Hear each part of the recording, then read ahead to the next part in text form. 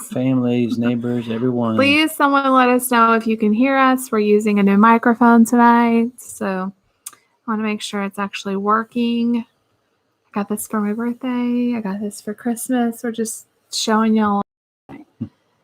Hi, Trinity. Hey, Katie. Can you guys hear me okay? Does it sound good? Can you check on your end? Should hear something. We've never. Okay, Katie says, "Hey, Jen.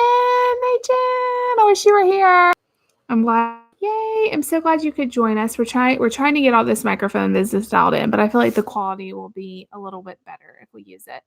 All about the Scots. Hi, Kimberly, Shannon, Susan, Mary. You got much? Oh, she said it froze up. Maybe David should get out of this. There we go. I hope it doesn't. If it freezes on your end, maybe refresh your page. Yeah, let's try I hope that. it's not on our end. Okay, we're back. Thank you, everyone, for saying happy birthday to David. It's David's birthday. We did a live chat on my birthday, so we figured it was just fair we went on his birthday. Tell them how your day has been. It's been a very, very, very good day. I'm very excited to be 34 years old. We're both wearing. We're not wearing the same shirt. Yeah, but we're both matching. We're both wearing red. It's my favorite color. So. Hey. Oh. You guys, I'm trying to upload a video as we speak that's supposed to go up tomorrow, and YouTube Live, it keeps failing to share. I'm so frustrated. So I have to deal with that when we get done with it. Just don't worry about it. I'll deal with it when we get done with this. I'm gonna have to like delete stuff and edit it again. Okay. Hey Christy, hey Haley. Everyone's saying happy birthday. Woo-hoo. David is 34 years old. Old. Young. Hey Erica.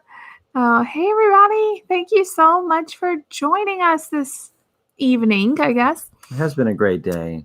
Oh, I'm glad you guys, I sent you over. If you haven't seen my newest video that came out today, I'm talking about a giveaway at the end of it. And I sent you guys over to an old video that they probably hear lots of sound when you do that.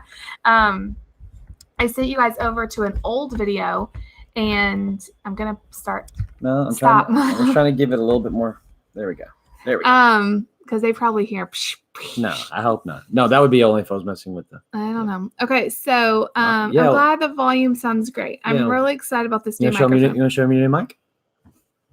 I don't want to mess with it again. Just be gentle. Look how pretty it is, you guys. It's going to be awesome for Thank you, Blue. Actually, no. Not a sponsor. Don't thank them. It's from his mom and dad for Christmas. That's what I asked. But thank you, Blue, for making an awesome mic. Yes. So I'm excited to play with it. Anyway, I sent you guys over to an old video to enter that contest, because it's just like so many. I feel like we had some cute videos of the kids way back before a lot of you were watching, and so I like going back and watching them too. So maybe doing that some more with those. That's fun. That'd be fun. Yeah, you guys, if you go to like my playlist, we have so many videos there. For like a year or more, I was doing what I ate today pretty much every single day, and they're all different, like, because I've been through so many different diets and stuff. So some of them are counting calories, some of them are Weight Watchers. Yeah, there's all different kinds of stuff, but I love watching them because I love seeing the kids in them. It's just so cute. Okay, absolutely. Yay. Yeah, I'm really excited about the giveaway. I love the Clever Fox planners. They're so fun. He did not get a cookie cake, you guys. No, I failed at his birthday. Like she did not. His birthday comes at a really hard time because we're together all throughout Christmas, and then I don't go to the store or anything without him usually before his Christmas. We did not play in the red shirts. I'm wearing it because I taught in the kids' church tonight. And I'm wearing it because I want to wear Alabama. Yeah, so he didn't get a cookie cake. He didn't get any cake, but we've been not really doing keto today. We're just having fun for his birthday, so I'm cool with that. We're gonna get back on track soon, you guys. Let's back on track again. Should I expect a cake tomorrow? I was planning. What had happened was I was planning to make him a cheesecake, a keto cheesecake. And yesterday I got extremely nauseous. like extremely nauseous, and I didn't never mix it up. So I still have the stuff. I can make him a keto cheesecake soon, but yeah. Okay. Just not for my birthday. Your son surprised you and flew in from Colorado. That's so exciting, Very Cheryl. cool. How sweet. Autism t-shirt. I'm not sure. You probably can if you go to their website. But I'm not sure if they're still selling that exact one. I'm not sure on that. How are the kids doing? The kids are doing great.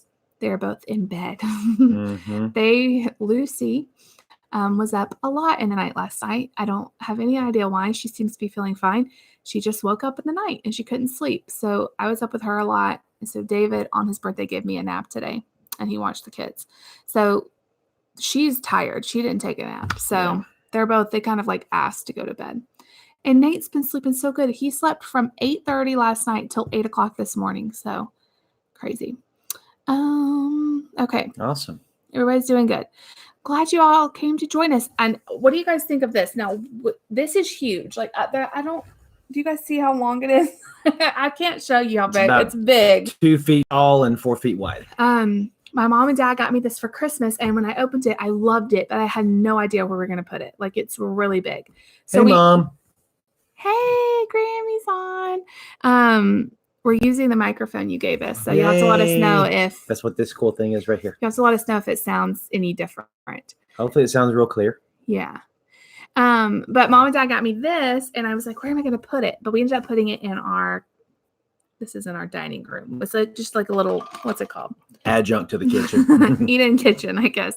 But I love it. It kind of looks backwards though, doesn't it? So look backwards. Not for them. No, for them it looks straight. For them it's straight. Yeah. On our screen, it's backwards. But yeah. Okay. Nice backdrop for the. So I like it. And our tabletop, you guys know from the halls and stuff, it's the same wood grain kind of. Yeah. So I think so when you walk in and see the and then we can film in front of it sometimes. Absolutely. It's perfect. So yay. Everybody says they love it. Awesome. Okay. So, yes, we are going to be doing some more Battle of the Brands videos. I'm not sure what the next one's going to be, but stay tuned.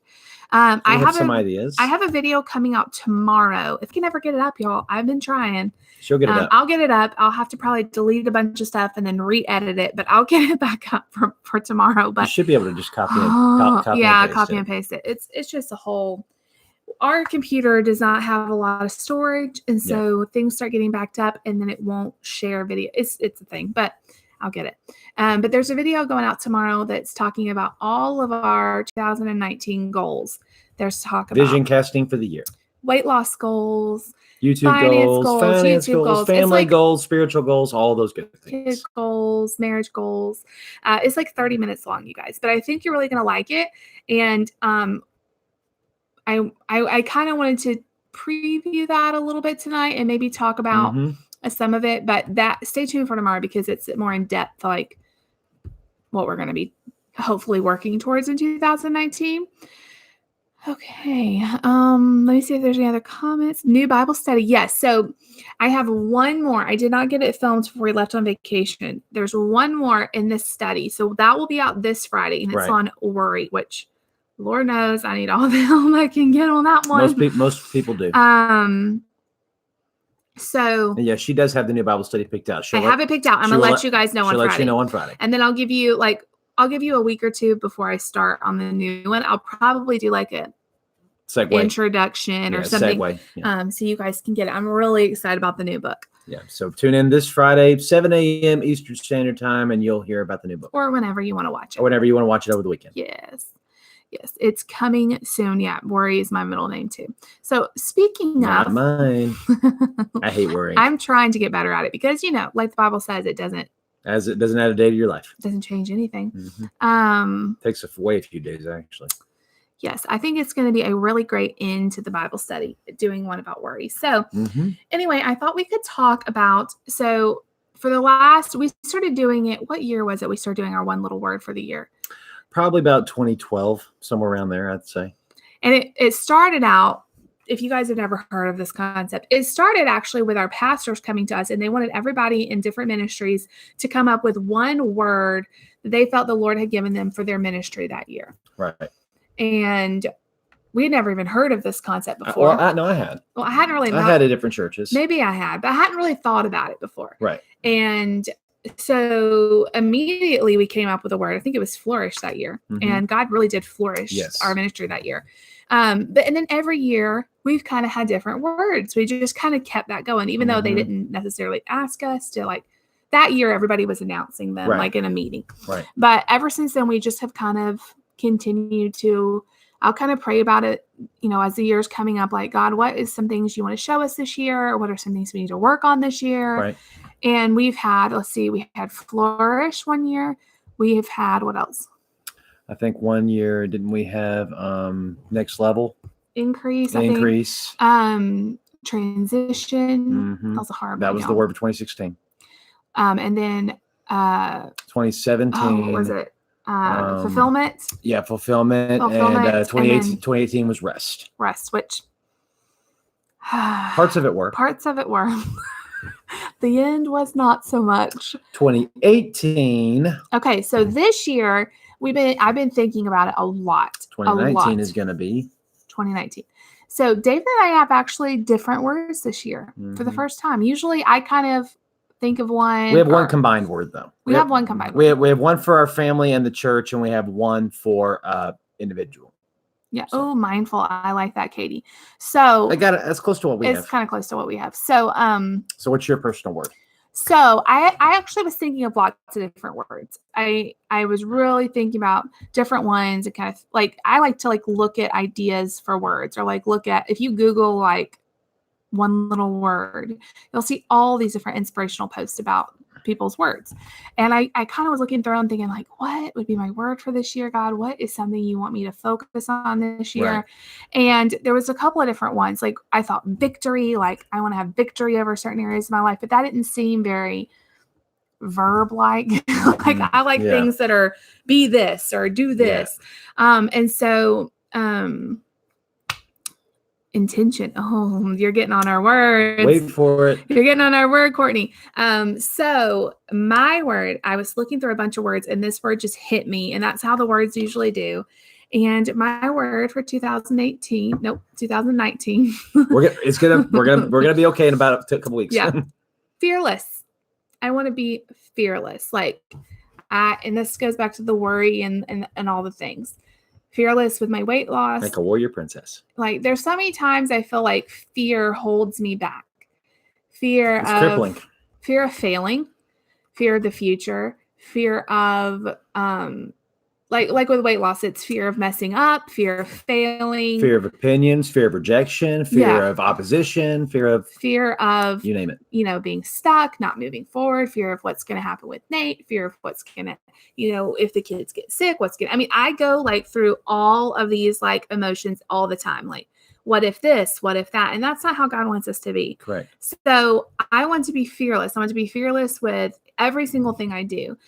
Fearless about my weight loss, fearless about our finances, fearless about, our church ministry, fearless about, spending time with God, just fearless and not letting anybody else's opinions or worry and doubt creep in or anything like that. So I am excited about it. I'm really excited about it. So we talk a lot. We didn't talk about the word or anything in our goal video tomorrow, but we talk about action steps we want to take this year to accomplish our main goal. So I'm going to be quiet now and let David talk to you about his word. And do you have a theme verse for this?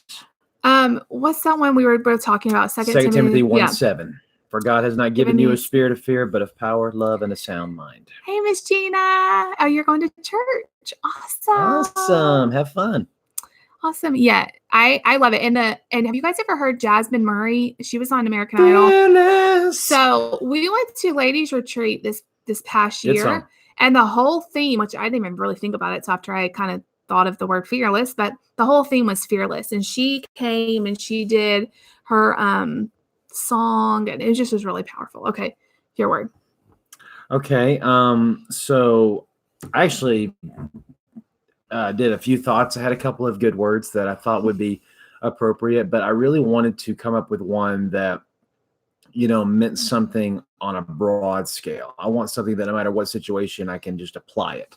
And I actually took an online quiz. What should your word for 2019 be? I never take these kind of things, but I just thought, what the heck? I'll take it. It'll be fun.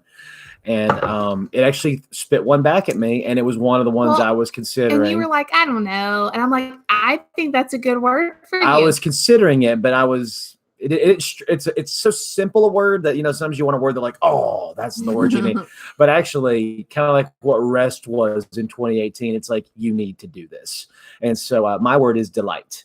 And it is appropriate for me in that I am a dreamer, and my dreams sometimes can become so much so. There's nothing wrong with dreaming. God's a dreaming God. God gives you dreams. God gives you desires and gives you, goals and ambitions. But if you focus so much on the future that you don't enjoy the present, you miss the moments. And I was talking with Pastor about it, telling him that was my word for this year. And of course, my favorite verse in the whole Bible is Psalm 37:4, which is delight yourself in the Lord and he'll give you the desires of your heart. The key to this verse is the delighting in the Lord, because if you delight yourself in the Lord, your desires will be his desires, not your desires. So we were talking about it. And since I'm wearing football, I wanted to apply this because they interviewed Coach Saban at a press conference a couple days ago. And this really confirmed in my spirit what God was trying to tell me. Who would have thought a football coach could do this? But God uses all kinds of things. But they asked him, if you win this championship game on tomorrow night against Clemson, you will have won more national titles than any other coach in football history. What does that mean to you? He said, you know what? I've never even really thought about it. And when I'm finally done, I might sit in my chair, think about it. All I think about is, what's the next play? What's the next game? What's the next opponent? What's the next challenge? The next recruit I'm trying to get. I don't live in the future. I live in, what do I have in my hands right now? And that just really spoke to me. And I felt like that's what God was saying. He's like, the future is already in my hands. The future is going to be there when you get there. What have I given you to do right now? What phone call do you need to make right now? What project are you working on right now? Let the future be where it is. I'll bring you there when it's time. What are you doing right now? And I think so many times we think about, in 10 years, I'm going to have this kind of ministry, or in 10 years, my family's going to look like this, or when we get a bigger house, then this, and when I get that job or that promotion, then, and God's like, no, what do you have right now? What have I given you control over right now? Because if you're not faithful where you are now, how are you going to be faithful in 10 years? Yeah. How are you going to be able to take care of, the important things? The Bible says if you're faithful in little, you'll eventually be faithful in much. And so I really want to focus on every little thing God places in front of me, take care of every person he's already put in my care, take care of this beautiful girl and our beautiful children and our beautiful little furry dorky somewhere around here. I think she's sleeping on the couch. But I really want to take advantage and make the most of every single opportunity, because those things build towards your future, and your future. Well, and I think it can go with any other thing that's going on. So in your weight loss, I mean, so many of us say, well, when we get to goal weight, then we'll be happy, which I've been smaller at goal weight before, and you don't automatically get happy. So just delighting where you are now, enjoying the journey, well, my kids get a little bit older, things will be easier. Just enjoy every little thing. Like a lot of times with me, I'm like, oh, I can't believe my kids are so old. Like they're getting so big. I wish they were still like babies, but then I miss the time that they are now, and they're just getting older and older. So I can't look back or look forward. Like I have to look where I'm at and delight in that. Absolutely. Yes, one day we want a house. Yes, we want one day to have, more things and do more things and have a bigger this and bigger that. But we have to delight in where we are now and be thankful for where we are now. So I thought that was a really good word. Yeah. Just saying hi to a couple more people. Hi, Megan. And thank you, everyone, for your birthday wishes. Hi. I really appreciate it. Sydney, she says she's going to bed. We love you too. Hi, Have a Melody. Great night. Melody's on. Yay. We love you. And Melanie, we will be praying for you so much, you guys. We love you guys, and you are part of our family, and you mean so much to us. So then what is our word as a family and our word for our ministry? So it was crazy because as we were talking about this, we kept saying this word over and over again. As we were talking about all of our different goals, we kept saying this word. You see it in the video. We say it like 100 times over and over. And our family word, and I feel like a word for our ministry and all that, is intentional. Intentional. There's so many times we have goals for the new year. So many times. Ideas, aspirations, plans. I want to do better with my finances. I want to do better at, reading my Bible. I want to do better. All these things. but being intentional on how we get them done. Not just having these lofty goals, but having an actual plan.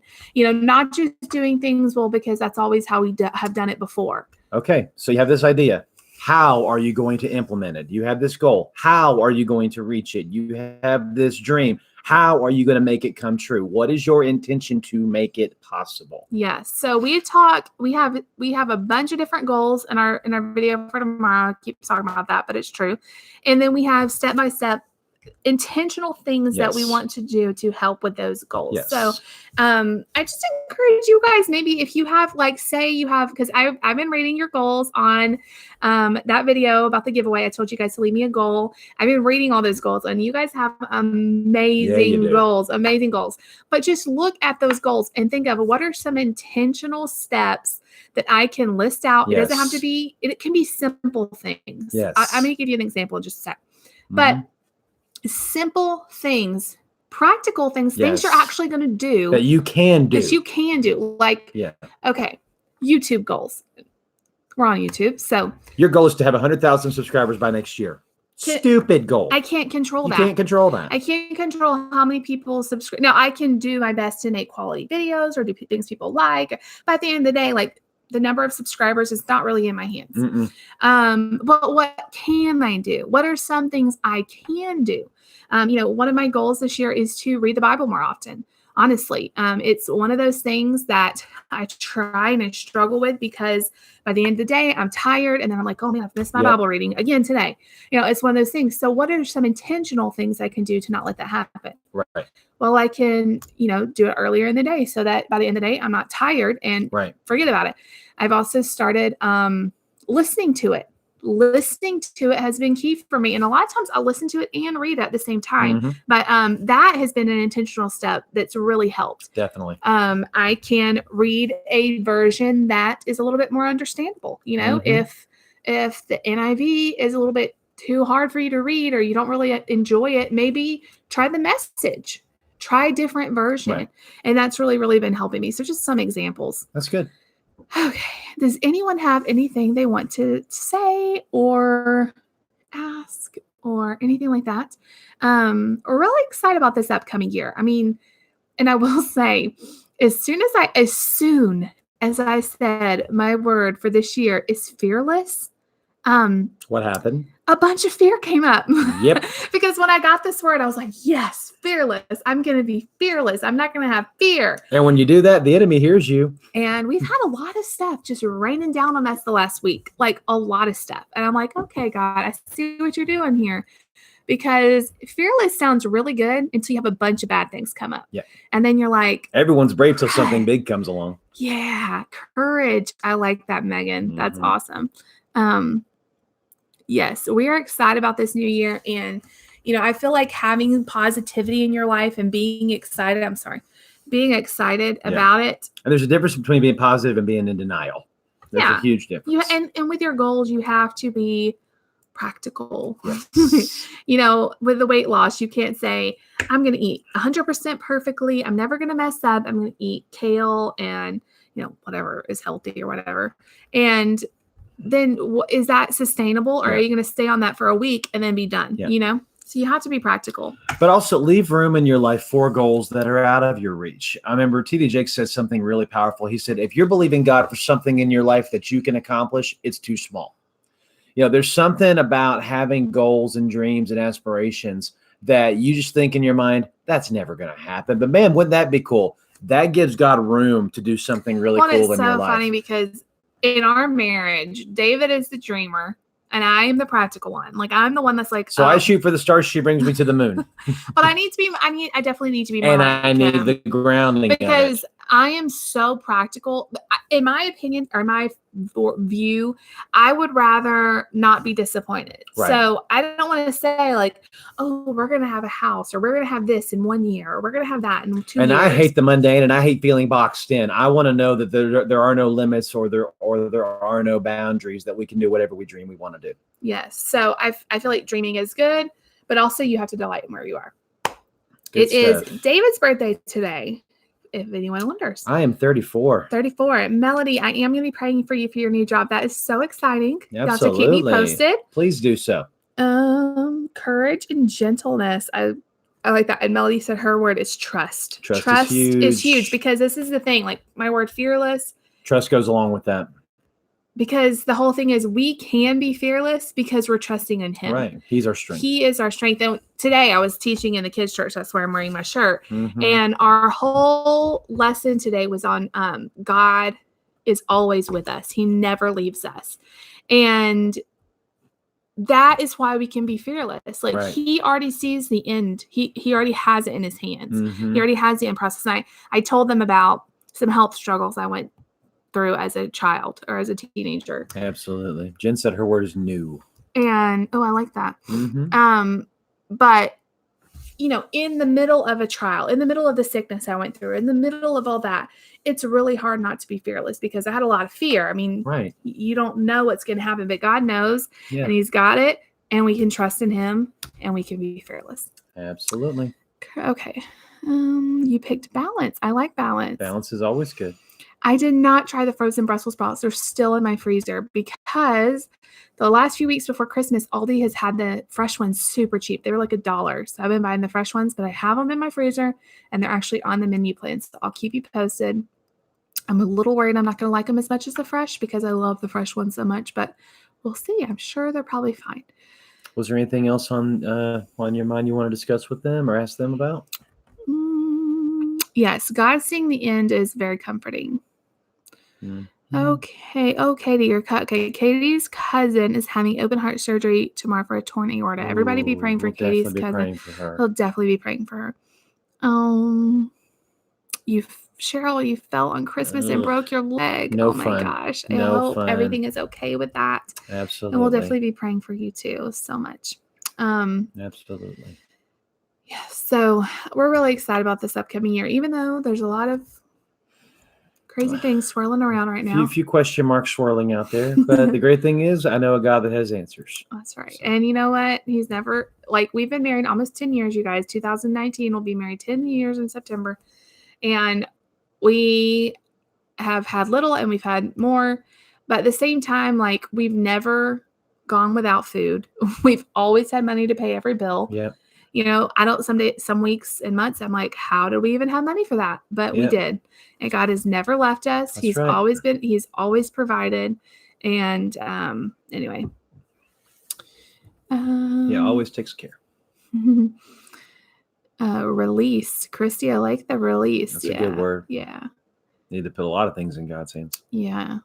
Yeah. Releasing that control. That's me. Like, I'm super controlling with everything. So you have a slight tinge of OCD. Giving God the control and not holding it so tight. Because, you know, as a mom, I feel like if I keep my kids real tight, you know, real close, and I don't, but, you know, like Mama Bear watches her cubs from afar. I know. Yeah. Fiona, that is awesome. You're going to study abroad this semester. Have fun. Oh, of course. God said he'll never leave you or forsake you. Change is your word. I like it. And achieve. I like that one too. You guys have some good words. Good words. Yeah. So what else is on your mind? What else is on my mind? Do you have anything? I've been talking a lot. It's your channel. Growth. So Jen, new me, new us, family, not literally. New family. We got Jen. it. Other new things coming. I love that. Okay, how did Nate do being away from his routine and safe space for so long? He did awesome. You guys. His safe space is with us. Nate loves going and doing. He actually cries when it's time to come home. Like he loves it. Now I will say we give him freedom at the places to not have to like be in the same room with us and with family. He likes to kind of escape to other rooms. He'll come and socialize, but then he'll kind of go to it when he gets over, done. He goes to another room and plays and stuff. But he did awesome. Whereas here he's pinned up and he can't jump and he can't run and there's a lot more rules at home. And we don't like that, but we're in a it is what it is now. And I try to let him get as much energy out. We have a little trampoline, we have different things, but it's just more restricted here. Right. So when we're at other family member's house, he has more room to run and play, and we do more fun things and all that. But they start back to school on Tuesday, so he'll be back in that routine. I will say the sleeping, he did okay. He did better than he ever has. Yeah. Before going to someone's house and sleeping. But we he can tell had you stories. Yes. Oh man. Even last year, it was on my Facebook so bad memories. He was up like all through the night, all the break long. But this time he did pretty good. He would wake up early, but that's about it. So he did awesome. And yeah, we had a great time. We had an absolute great time. Oh, Lacey, your word is try. I like that because sometimes we're so afraid to try. You miss 1,000 shots you never take. That's right. Okay. You guys are so sweet. We love you all. Thank y'all so much. We love you all. Okay. Yeah, but Nate did awesome. Does anybody want to ask anything about the trip that we just went on? Tell us about your Christmas or how since it's my birthday, I'll open up and tell y'all whatever you want to know about. Yeah, ask us something. Not much to tell, but I'll tell you what I know. Terry, I hope you feel better. Good night. Absolutely. Thank you for joining us for a little bit. Did we find Lacey's toy? No. I have no idea where that thing went. No clue. She lost. If you guys didn't see that video, she lost her Rapple, which was the biggest thing Santa brought. Well, we her most favorite and thing. She never knew the difference. But yeah, my mom and dad, were leaving for that world cruise, so they cleaned the house from top to bottom. They never found it. Couldn't find it. My nieces came over and helped her look and everything. We never found it. It must have gotten thrown away. Could have accidentally got thrown away or wrapped up with something in the Christmas boxes. You never know. Really weird. Faith and hope. I like those both. Those are great. The greatest of these is left. That's right. I love that. Those are both great words, though. Yeah. Yes. I'm sorry, you guys. I'm so thirsty. I'm drinking out of Lucy's text any questions that have come across your mind. We'll answer as many as you have. Okay. Ooh, there's a bunch of questions. Here they come. Your favorite birthday memory? Ah, man, that's tough. You have to. It has to be the one I'm thinking of.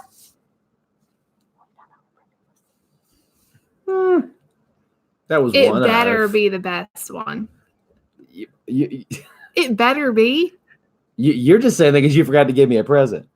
No, that was the day we found out. She comes in and says that she's pregnant, and she was pregnant with Lucy, and I didn't get a present that year, but that was my present. I'm just kidding. I loved it. That was a surprise, and that was on my 30th birthday. No, was it? Yeah. No, it wasn't. Yes, it was. Because you're 34. She's over 4. It wasn't your 30th. So it was my 29th birthday. I guess so. Yeah. 29th birthday. Yeah. 29th birthday. Yeah, that was really crazy because we had no idea. Now, that was probably the best gift I ever got. My favorite childhood memory was my 9th birthday. And this was really fun. My dad, for my 8th Christmas, I think I was 7th, about to be 8. So my 8th Christmas, about to be 8th birthday. And he got me a Super Nintendo. And he got me like 5 or 6 games with it. And all of my friends and cousins had them. And so for my 9th birthday, we watched a movie in the living room. And while we were doing that, Dad wasn't in there. We didn't know what he was doing. And then he took us downstairs, and he had set up our entire basement like an arcade. He had like 10 TVs. 3 of them had Sega Genesis. 1 of them had an Atari. 1 of them had a Nintendo. 2 of them had like Super Nintendos. So you rent them? Yeah, he rented them. He rented them from Blockbuster for a weekend. So he spent like $100 plus $200 on like 5 game systems, TVs, and like 3 games per system. And so it was so much fun. And we had a lock-in that night. Me and the friends just played games for hours. You've never told me this story. Yeah, I told you this story. It's just been a long time. But that was one of the funnest things. And the coolest thing is when everybody went home the next day, I still had them for another 2 days. So I got to go up and play everything. And it was a lot of fun. Okay. Melanie says, how long have you been a pastor, and what is one thing you love most about being one? Good question. Okay. I've been involved in ministry since I was 16 years old. In terms of leading. In terms of being in ministry, active, participating since I was actually 14. It's crazy. My first ministry position, I played keyboard on a worship team in my youth group, and I was 14 years old. And I led worship for the first time at 16. Ever since then, I've been in leadership in some capacity, whether it's volunteer or whatever. But in terms of full-time ministry, we went full-time 10 years ago. Wow. Well, 10 years ago, we went full-time. A little bit over, right? Just about. I mean, if you count the Bible school years, but that is just absolutely crazy. It's a decade in full-time ministry. My favorite thing about being in full-time ministry, honestly, is just seeing people mature and grow in their walk with Christ. It's so rewarding to when people come up to you and say, I want you to know that message you shared, I still think about it. I've learned from it. I'm applying it to my life. Or, when you led worship that one time, that was a service where I gave my heart to the Lord.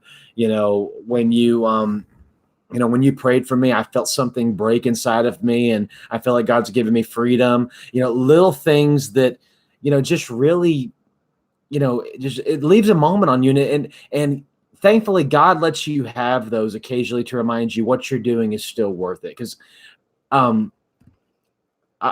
I'm sure there's gonna be more questions, and we'll get to them. But I'll leave you with this: a lot of people think that ministry is glamorous, or that because it's platform driven, and it also depends on the ministry you're in. Some ministries are much more or stage driven or lights driven than others.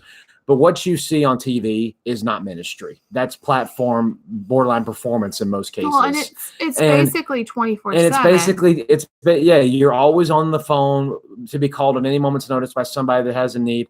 One of my mentors in college said, most people think that ministry is a thoroughbred stallion that's running the Kentucky Derby.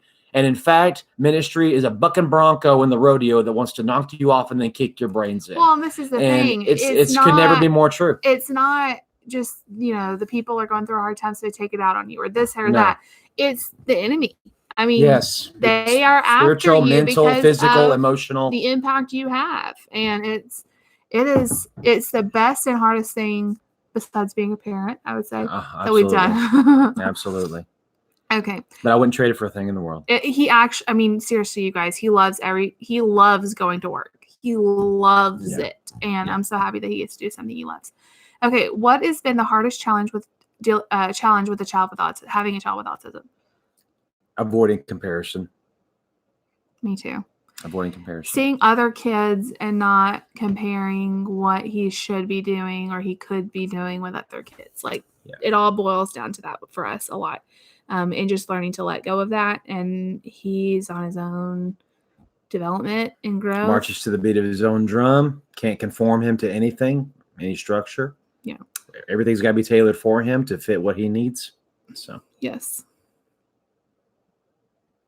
What's the next? Okay, Jen says 10 things about you. Let's see how fast you can do 10 things about you. 10 random things? Mm-hmm. Okay.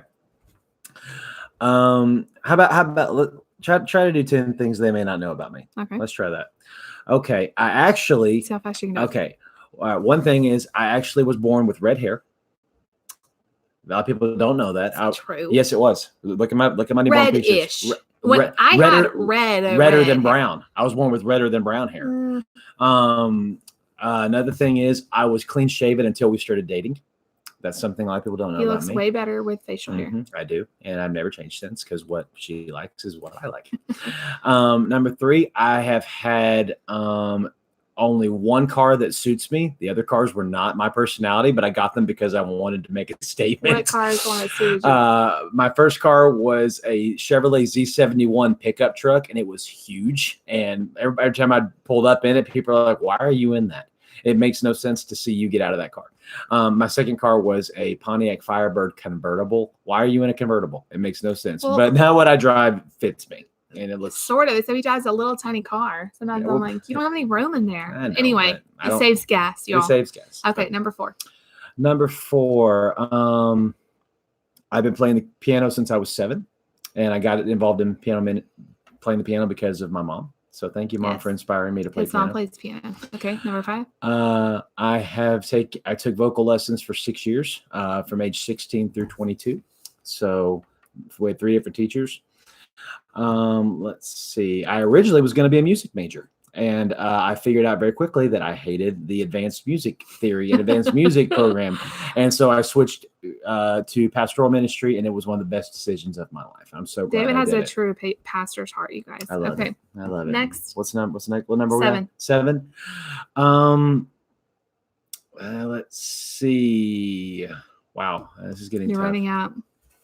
You come up with something. Something they may not know about me that you know. This is hard. that they may See, not know. you're brushing me, and you can't think of one. Well, it's about you, though. Something about you. Our first date. Well, they know that.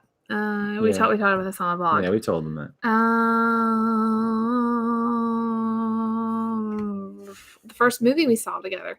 That would be the movie 21. 21. Do I remember that movie? Kevin Spacey, not Jake Gyllenhaal. What's his name? Oh gosh, it's gonna kill me. I forgot his name. Okay. It's a good movie. Number 9. Number 9. Oh, wait, was that 8? Yeah. Yeah, 8. Number 9, favorite superhero of all time, Batman. Okay, and number 10, from my earliest years, I've been an actor. I used to act a lot as a kid. I acted. There's some funny stories there. There's a lot of funny stories there. I would put on plays with my stuffed animals. I'd put on plays in my backyard with our set pieces and my favorite patio is furniture. when your dad came. Shut up. And then no. David's dad I would recruit all of my cousins to be actors with me. I had all the lines of every play I was ever in memorized of every single character. I basically was an associate director. All the adults looked at me for their lines in our Easter productions at church. I've actually directed quite a few dramas as well. I love the stage. David's dad came home one day and you're not going to let it go, are you? David was dying on the cross in the backyard. He was pretending to be Jesus. I was the best looking 10-year-old Jesus you'd ever seen. Oh my gosh, that's so funny. Ray's saying happy birthday. Thank you, and thank you. Oh, I just probably missed a bunch of questions, so I'm very sorry. First date, I picked her up in Alabaster on April the 19th, 2008. Yes. And we went to Moe's for lunch, and we hung out all day. We went to see the movie, and then we went to Olive Garden for dinner. Mm-hmm. Yes, Megan, let me know for sure, and I'll be praying for you. Mm-hmm. No problem, Ashley. If you're I'm still involved here. in an awesome church called Faith Family Church in Ackworth, Georgia. Our website is faithfamilyag.com. We also have a Facebook page. Type in Faith Family Church, Ackworth, Georgia, and you'll quickly find it. Or you can go to either of our profiles, and there's post link to it. We're actually in our week of prayer this year, and it's this week, and it's started off really well. We had a great service day. It was a great day at church. Yeah, I was with the kids and was awesome. Great first Sunday of the year. Katie, girl, she said she had a rough couple of days. She closed her finger in the door Friday and spent 6 hours in the ER. I've done that. She hurts left with so a broken bad. finger and stitches and without a nail. And then yesterday she started the antibiotic, and an hour later she had hives. Good grief. That's awful. I hope you're feeling better now. Was it a car door or a house door? The car door actually probably hurts worse because it's heavier. Gosh, man. Ouch. Another question is: Do you enjoy leading worship service or working with youth more? Ooh, don't make me answer that. If he had to answer that a couple years ago, he would have answered it totally different because. No, I'd probably honestly still be the same. Really? Because we didn't know if you were going to like youth as much as you do. Here's the thing with ministry. Ministry, you have to be adaptive and flexible. And the great thing about ministry is it's completely in God's hands what you're called to do. But at the same time, I've learned over the years that you need to plant, root, and thrive in where you're supposed to be. And one of the biggest mistakes a lot of ministers make is they try to do too much, or they try to get outside of where they're called to be. You know, a lot of ministers feel pressured to write a book or, travel or speak at all these different things. And maybe they just need to pastor a church, or maybe they feel pressure to pastor a church and they need to just be an evangelist and travel. A lot of people try to do things that God never wired them to do or called them to do. And usually those people are the ones that get into financial problems, the ones that are fall into sin with other people and are, unfaithful to their spouses and things like that because, they get distracted and they don't focus on what God's called them to do. I know for a fact my primary gifts are administration, leadership, faith, and pastoring. But see, and back when we were in Texas, his whole job was creative arts, which was music, drama, that kind of stuff. And I feel like it's one of the areas now. I mean, he does lead worship every week, but I wouldn't say that's your passion anymore. Like your only focus. Well, the problem is as you grow, your spectrum of ministry grows, and the areas that God allows you to be a part of. But at the same time, if I had to pick one area of ministry to do the rest of my life, it would actually be discipleship. I love teaching and helping people answer questions about the Bible and what does this mean and what does that mean. I feel more comfortable preaching than anywhere. I feel more comfortable. And I think that's where he shines. I feel the most comfortable expounding on Scripture and sharing my heart and what God's talking to me about, and what I feel in this season, and about a subject or topic or whatever. And so a little bit of that comes out in youth ministry, but there is a very comforting place when I'm leading worship. You've done it the longest. I've done it the longest, but it unlocks a different part of me. It unlocks a different side of me that if you said, David, you can't do music anymore the rest of your life, it would actually physically and emotionally hurt me. Okay, I just have to say this. Katie says it was a house door, but it closed on the side the hinges are on, and it completely closed, and she couldn't get it open. Oh my gosh, that sounds awful. Oh, Lord. Oh, I really am so sorry. Oh, my gosh. That's awful, Katie. Oh, my gosh. I'm so bad. I'm so sorry. That's awful. That's terrible. Ouch. Ouch. Ooh. Yes, we are going to be doing more vlogs. I promise. I promise. We love doing the vlogs too, because like one of my main goals of doing YouTube was to document memories. And in 10 years from now, I'm probably not going to go back and watch a weight loss vlog. I mean, I might. And that I feel like those are more to help you guys and to help me stay on track. Yeah, for sure. But the things I'm going to care about in 10 years are the memories, the kids being little, what we did for Christmas and all that. That's awesome.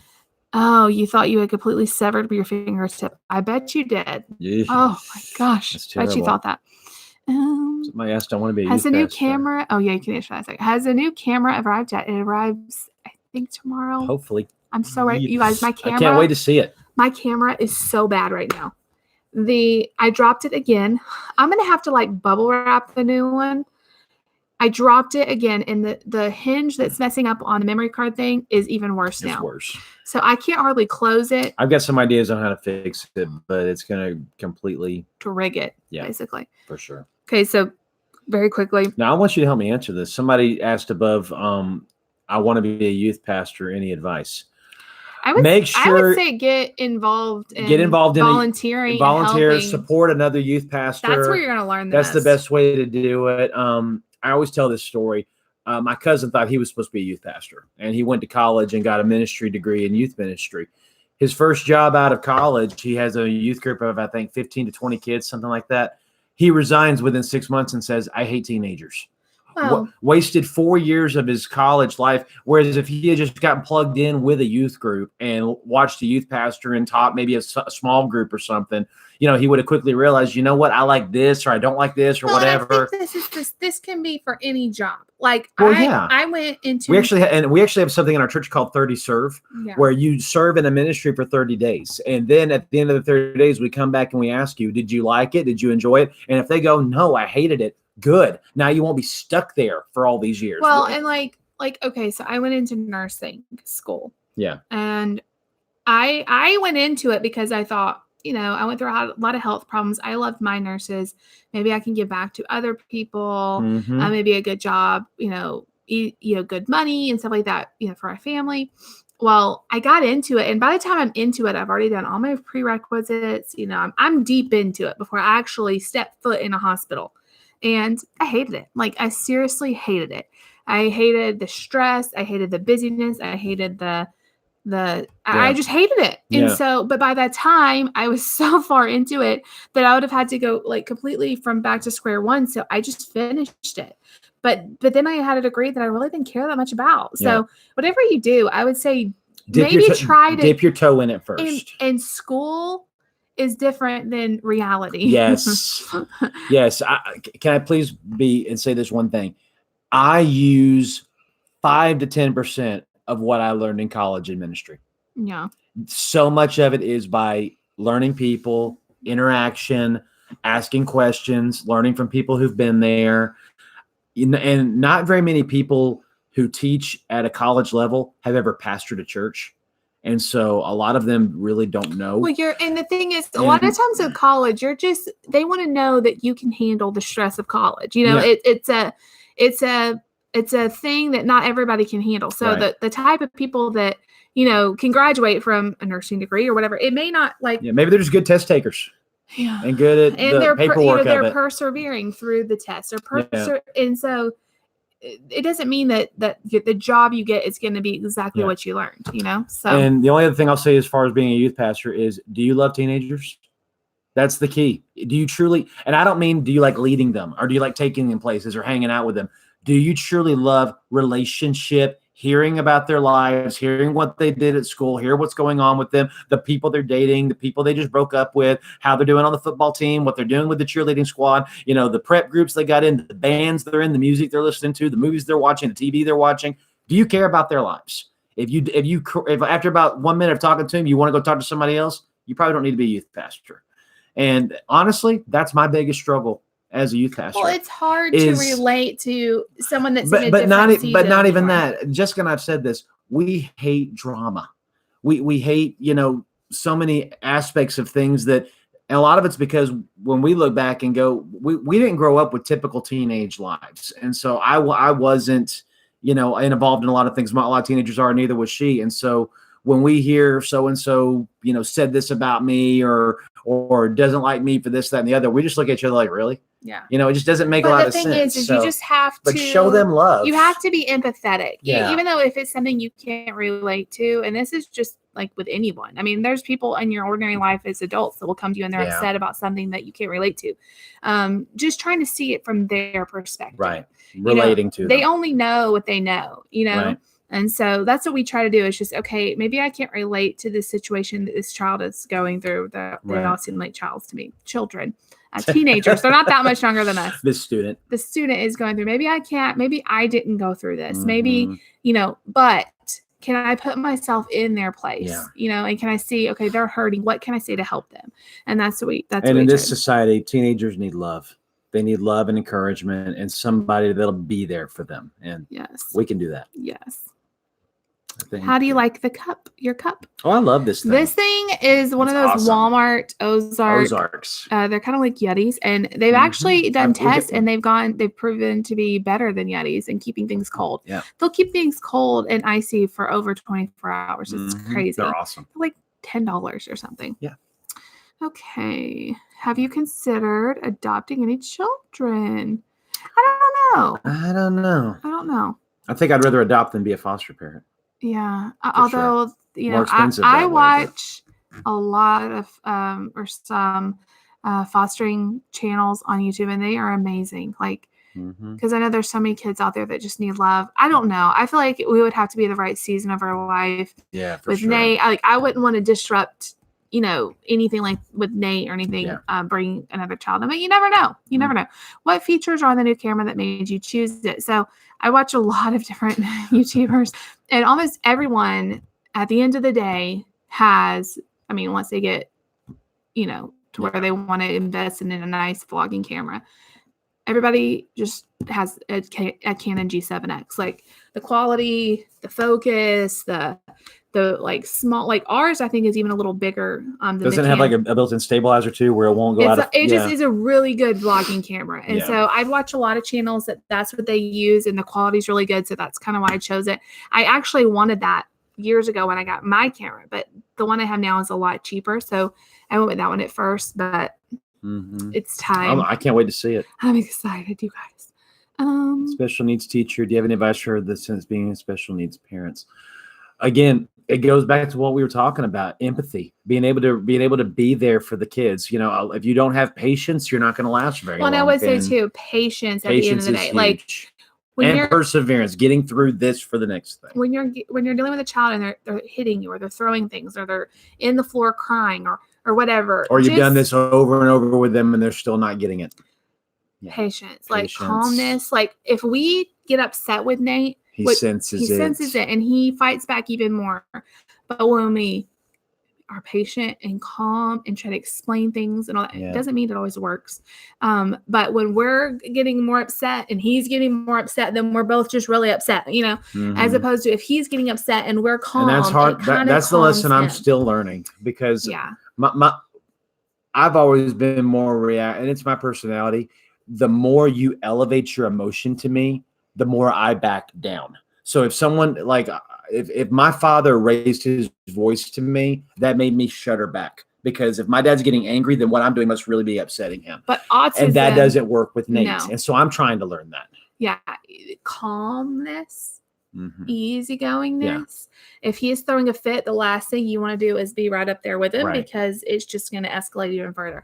But like I said, if he's upset, So that's the 11th thing you know about me.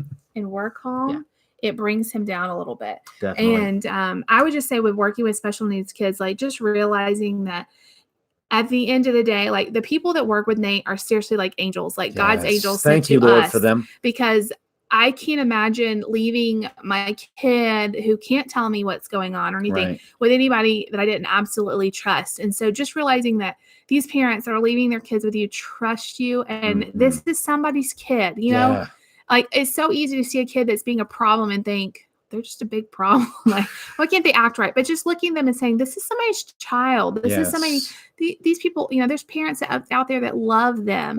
And just looking at them like that, as it, like you guys see Nate. If you saw him just in society and you didn't know anything about us or him, you may think, what is going on with that kid? Somebody needs to put that kid in timeout. Yeah. But you know him and you love him because you love us and you love our reaction, you know, hope you do. Our relationship with him, and you love his personality because you got to see it.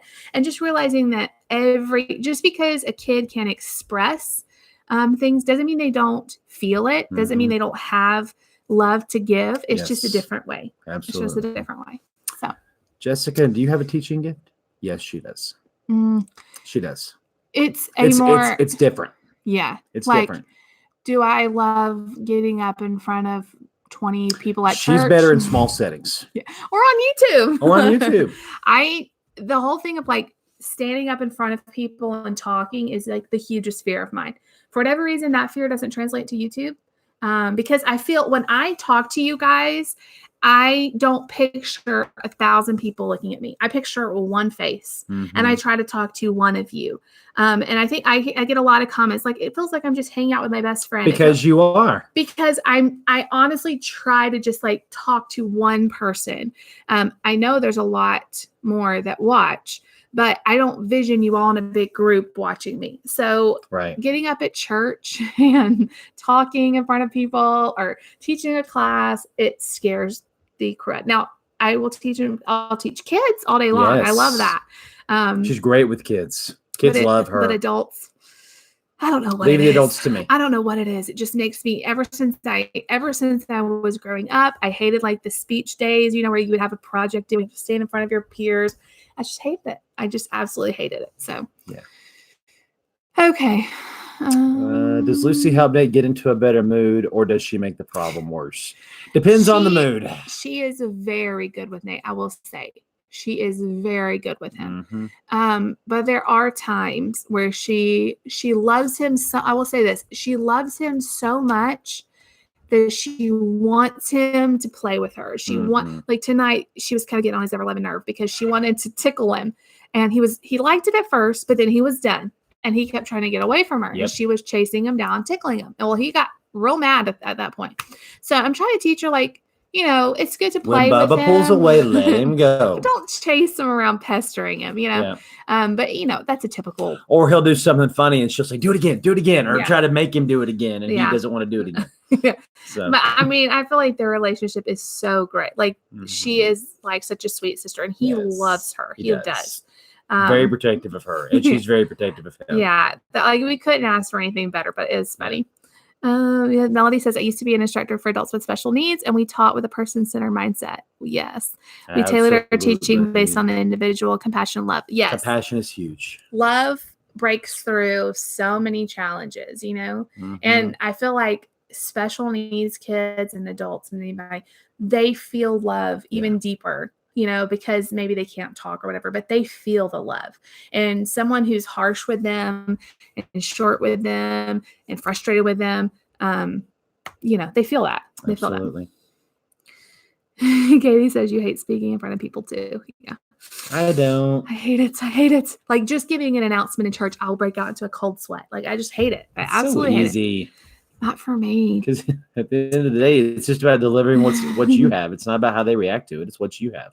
Yes. And that is true, Heather. Everyone is different. And especially when you're talking about something like autism. Yeah. What works for one child with autism will not matter. Totally different for different another circumstances, child. different parents, different background, different everything. Level of ability and growth. You just have to, and like what they do with Nate is they just try things, they try different techniques and they try different things. And if it doesn't work, see what he responds to. Some things they try, it doesn't work, and some things do.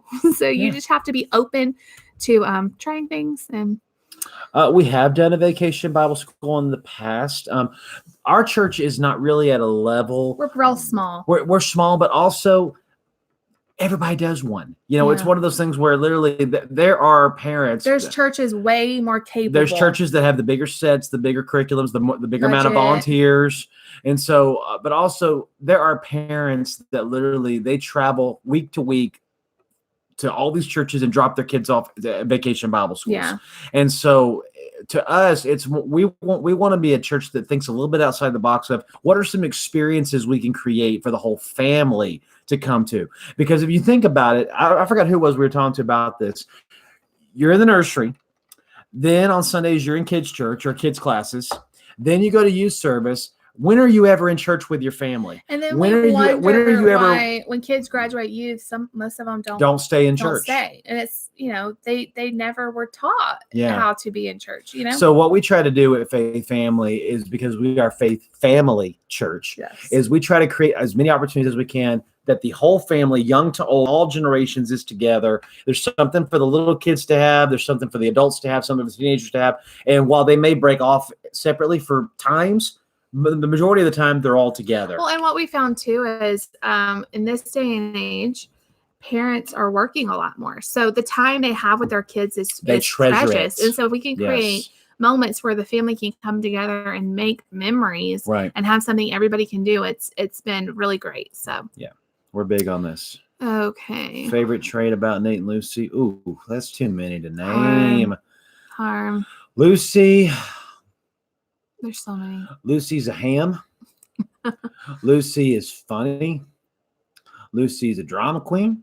Lucy's a diva. Favorite trait. Lucy is energetic. Lucy is fun to play with.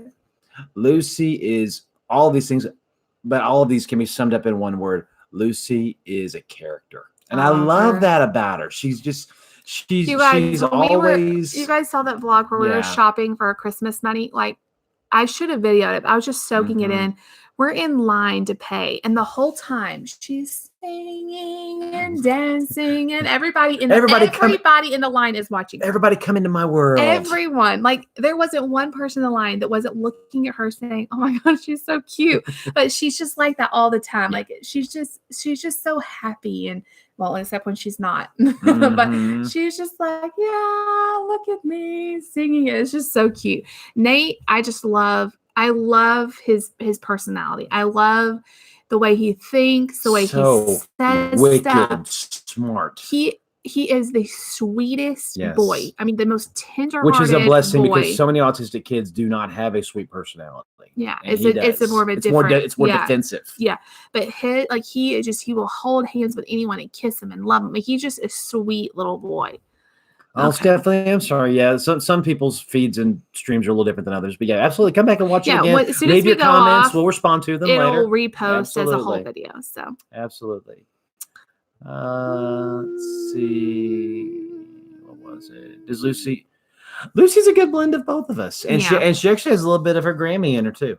We've noticed that. She is a good one. She has a lot of my characteristics. She can be kind of more laid back about some things, a little more shy and timid. I can't believe that's who I would describe myself as, but it usually is. But to the circle that she knows and is comfortable with, she puts on a show. She's way more outgoing than I was as a child. Yeah, that's where she gets a blend of both. But at home with my mom and dad, I talk just like she did a mile a minute. So, Were you as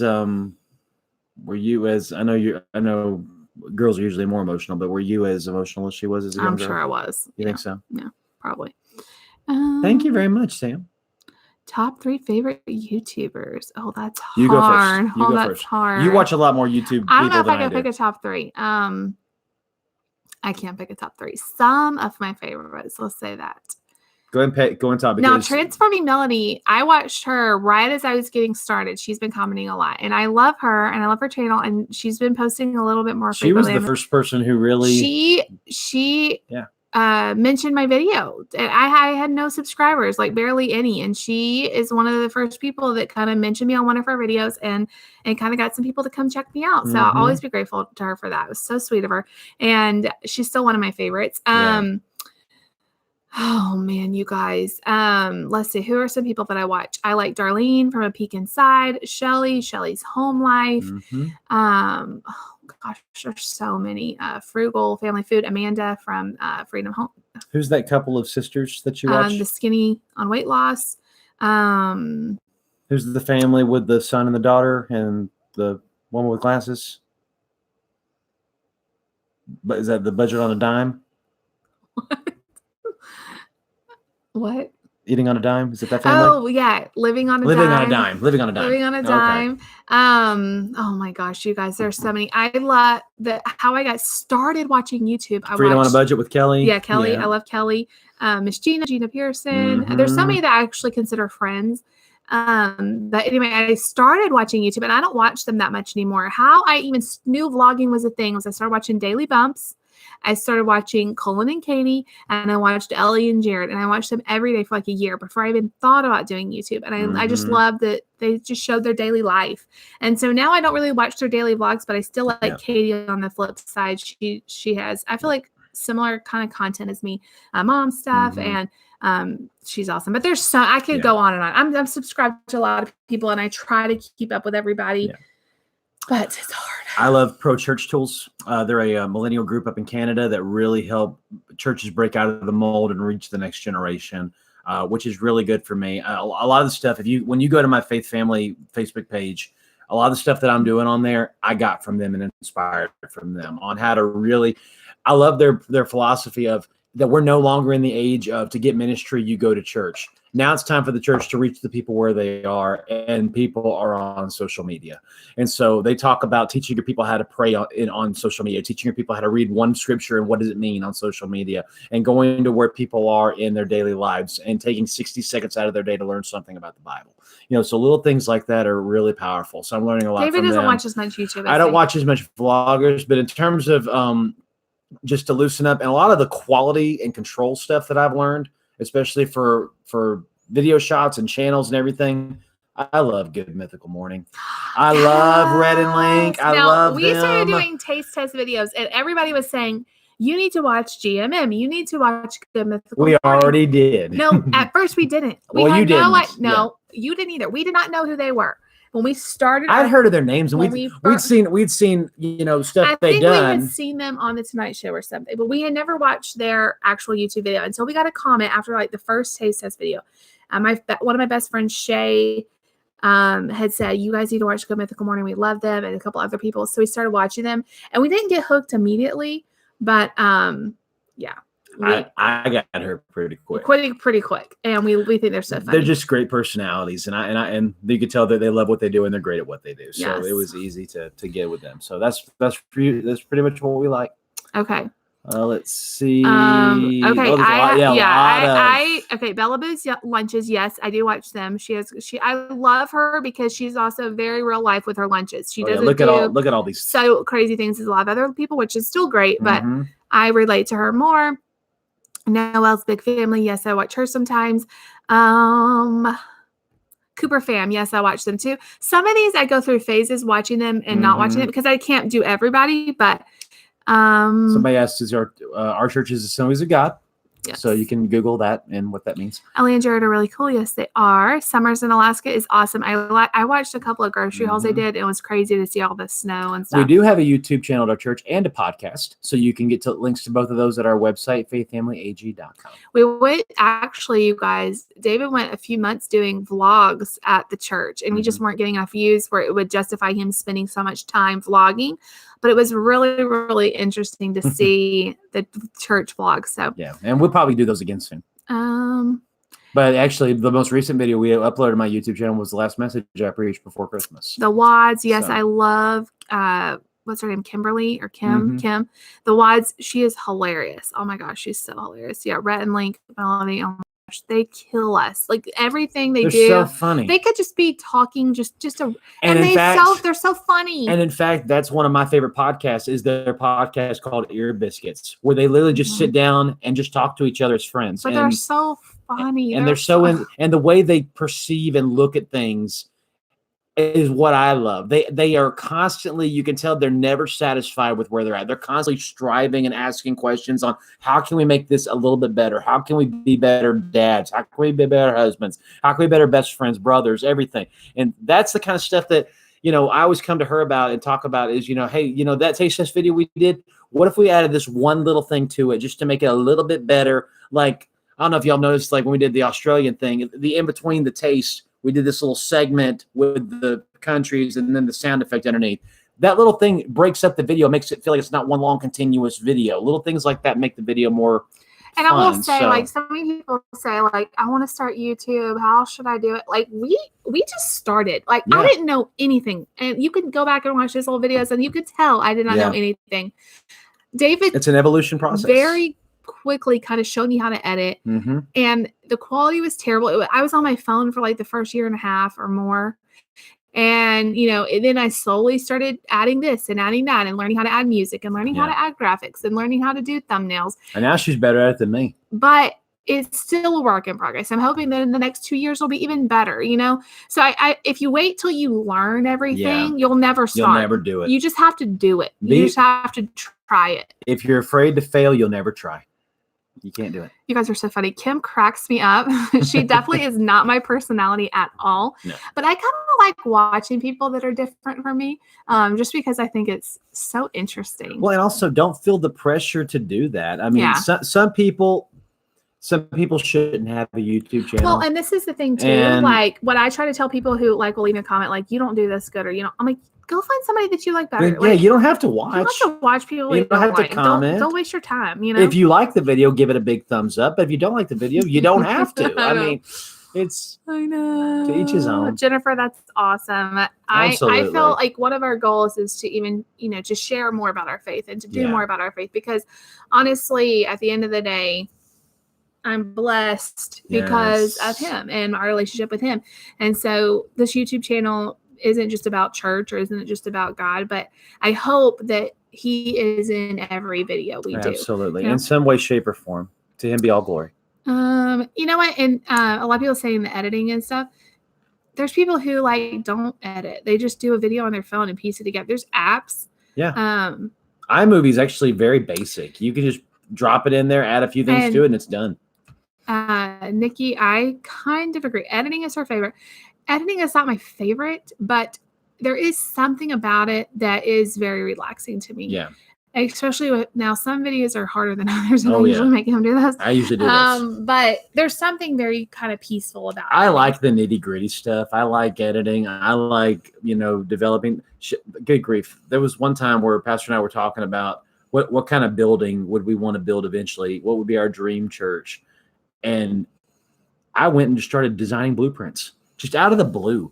And everybody's like, well, what if the building never comes to fruition or whatever? I'm dreaming. I'm putting stuff on paper. I'm imagining, what if it looked like this? What if it did like, little things like that.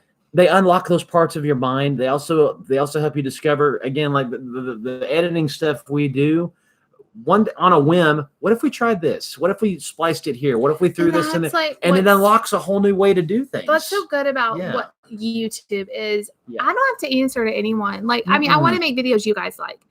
So I do watch the views and I, try to do that. But at the end of the day, there's nobody telling me how I should edit, or it's a total creative outlet. Yeah. And that's what I love about it. And I think if you want to just try it. If you don't like it, don't have to do it. I heard somebody say, if you, I know some people are shy in front of the camera. I think it may be weird to talk in front of a camera. Just try it. You don't even have to upload it. Just see how it feels. And like I said, I don't hold a camera and think I'm talking to 1,000 people or I'm talking to a camera. This is weird. I just picture somebody I'm talking to, just a person. And I just try to talk to them like I'm talking to a friend. Yeah, you do have to have thick skin when you turn into YouTube. You really do. There's a one thing I've really tried to encourage her with, and I have to encourage myself with it, and people have to come back and encourage me. I am not responsible for how others react to me. I'm responsible for how I react to others. That's right. There was so many times when I would get upset because of something I preached or how I led worship one day. And okay, I was in college one time. I was in college, and one time, let's put it that way, I was leading worship, and I had this free song set. I was so proud of it. We practiced so hard. The music was great. Vocals were great. We were ready. We got on that stage. We led the worship. You could have heard a pin drop in that audience. For some reason, it just did not go over as good as I'd hoped it would. I left the stage frustrated and borderline angry. And I sat down in my chair, was listening to the message, and the Lord whispered to me and said, "What are you upset about?" And I was like, because nobody did what I thought they would do. I barely saw any reaction or whatever. And God said, since when do I get up onto you for how they react? You did what I told you. You did the songs I told you. You rehearsed like I told you. You gave your all on that stage. I'm pleased with you. Yeah. Why are you bearing their problems? That's their problem. Yeah. And ever since then, I've tried to, take that. If I do what God's asked me to do, then how other people react to it is on them. I'm doing what God's told me to do, and God judges me, and he holds me responsible. God does not hold me responsible for how other people parent. God holds me responsible for how we parent. God holds me responsible for, how we do ministry, how we budget, what's in our hands. What are we responsible for? That's what God holds us accountable for. We've talked about this so many times in the Bible study. You are not someone else's opinion of you is none of your concern. No. So when people come on and they say, I'm not saying it doesn't hurt. Like, we got a comment it over Christmas break. Absolutely, it hurts. I didn't cry about it or anything. So that's progress. But, but it doesn't change who you are. It was a terrible, mean comment. They talked about how I had a double chin and I was so fat and ugly, and you'll never stick to a diet. I can't believe you even stuck to keto this long. I see your channel and you just go off and on all the time. And it was just the rudest comment. Right. But at the end of the day, so still here. Someone else's opinion of me, does it change who I am? Or who God is. Or who God says I am? Yes, it hurts in the moment. And I just try to block and delete and block and delete and block and delete whoever I need to block and delete. Because the thing is, I don't want you guys seeing that. I don't want you. I try to really stay on top of the comments so you guys don't have to see the comments. You don't have to feel like you have to defend me in the comments. If you guys see a mean comment like that, I will take care of it. I promise. You don't have to respond. Just ignore them, because most of the time they want is attention. They're just trying to get attention. And absolutely. That's all it is. They weren't trying to help me. It wasn't constructive criticism. And I don't mind that. But, if somebody was trying to help me, they would have said such mean things. And do it in a private message. Do it. The whole world doesn't need to know, hey, Jess, by the way, you're whatever, And they always your hair was in your eye the whole time. I love your channel, but I'm like, you don't love my channel. The button negates everything you just said. Yeah. So you do have to have thick skin, but I feel like my skin's not really that thick. I mean, it's not. It still hurts, but I just try to move on and be like, God, pray for them. If someone's saying something so ugly, they have issues. That's on them. Because I don't care if somebody was 1,000 pounds on YouTube. I would never, ever say that to them. No. I would never say, you are so fat and ugly. I would never say that. And most people wouldn't. So you just have to just realize it's a problem with them. And in a crazy way, I actually pity them, because God will hold them responsible for everything they do. And now they're going to have to answer to him for that. So that is, I will say, that's probably the hardest part of YouTube, is just learning to not let it affect you. And I mean, we've had, keep on walking. We get 99.9% amazing comments. Very positive, encouraging. And thank you guys so much for that. It's the teeniest percentage. And I just try to delete it. But it's like that little pebble in the shoe. It just, it's annoying. It affects you way more than the one good one, Exactly. You're just like, oh, ouch, that hurt. Yeah. Oh my gosh. Let's see. Will you be doing any more blind taste tests or taste tests? Of course. Yeah. We'll be doing more in the future. We have some ideas for some. As always, if you ever have an idea for us, send it to us. We might just do it. So. Yeah. Let's see. David might need to be blocking something. Yeah, let me look at something here. That's right, Melody. That's right. And the thing is you always, I don't care how big your channel is, even if it's small, like it's 20 people. Most people are amazing. It's very few that are where you just sort of like, oh gosh, you just have to realize, look at the positives, look at the people who love and support you and do the videos for them. The people that don't, they can just keep on, Let them keep on going. And once you block and delete them, there's one more person you're never going to hear from again. Well, we'll never hear from you again. So, yeah, Melody, I love you. I love your channel. I can't wait to see more. Absolutely. And hear about your new job. Please, and all by that. all means, Melody, keep us updated. Yes. Thank you for the really good music. Thanks. Yeah. Jess is great at the music choices. Absolutely. I try to put in music that I like listening to. It is hard. So I get a lot of people say, like, what kind of music is this? What song is this? I've used different things. Right now I'm back at Epidemic Sound.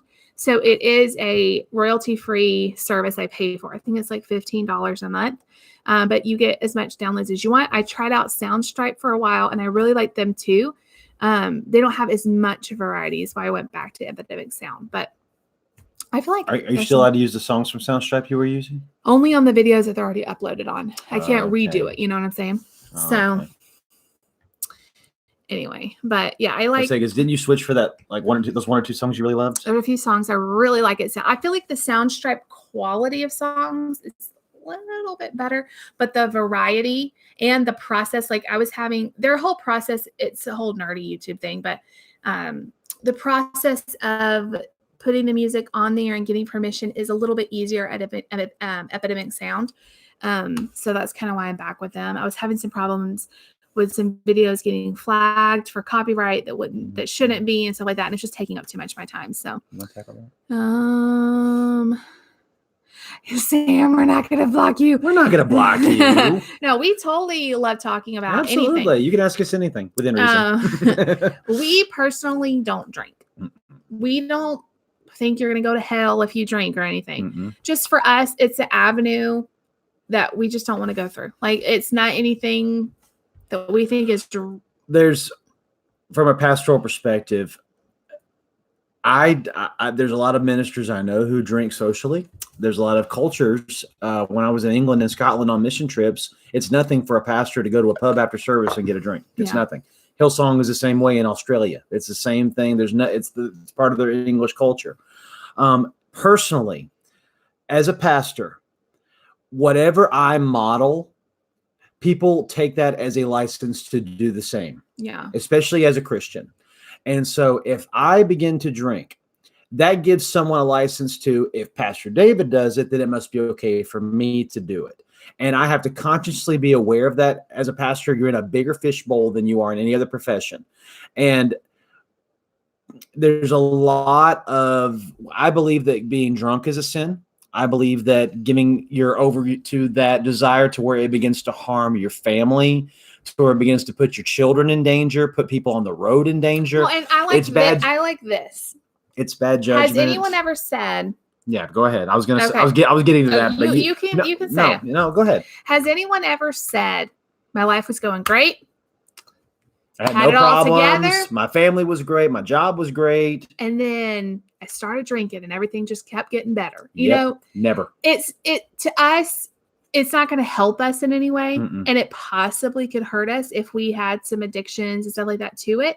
So it's just something that we just don't even want to mess with. Do we think you're wrong and you're terrible if you drink? No.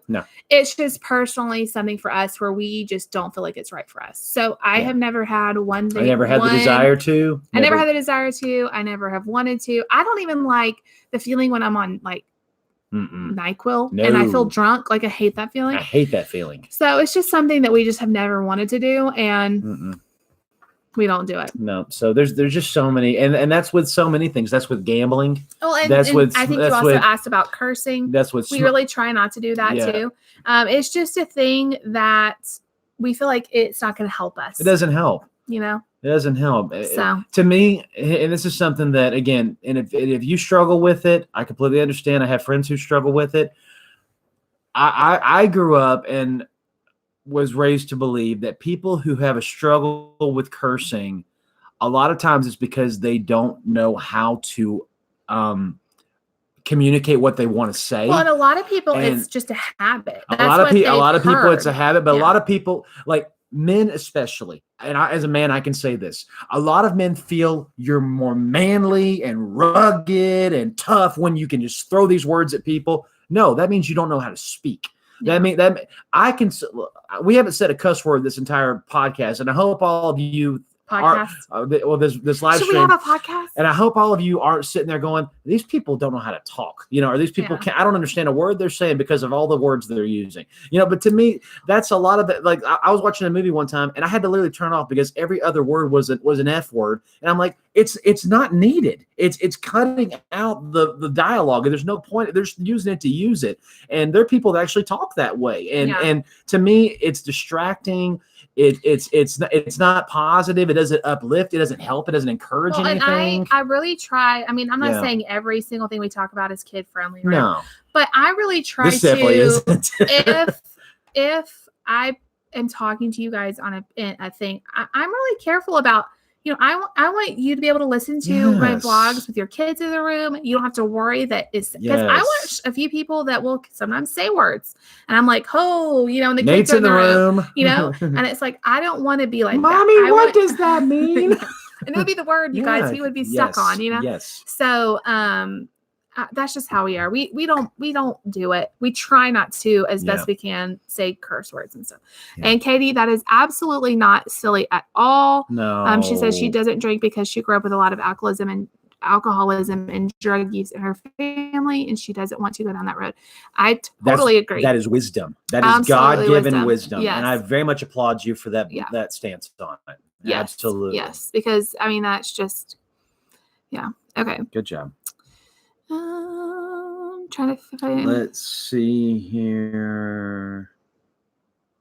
I have a boredom eating habit. Me too. Definitely. I definitely can understand that.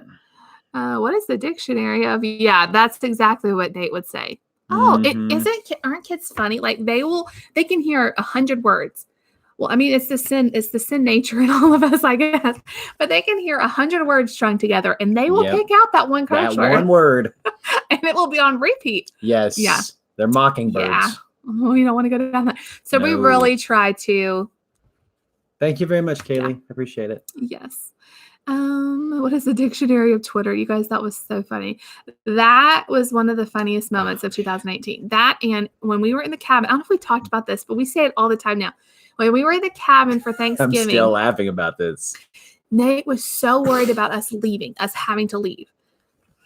That the whole weekend, the hiccups or something.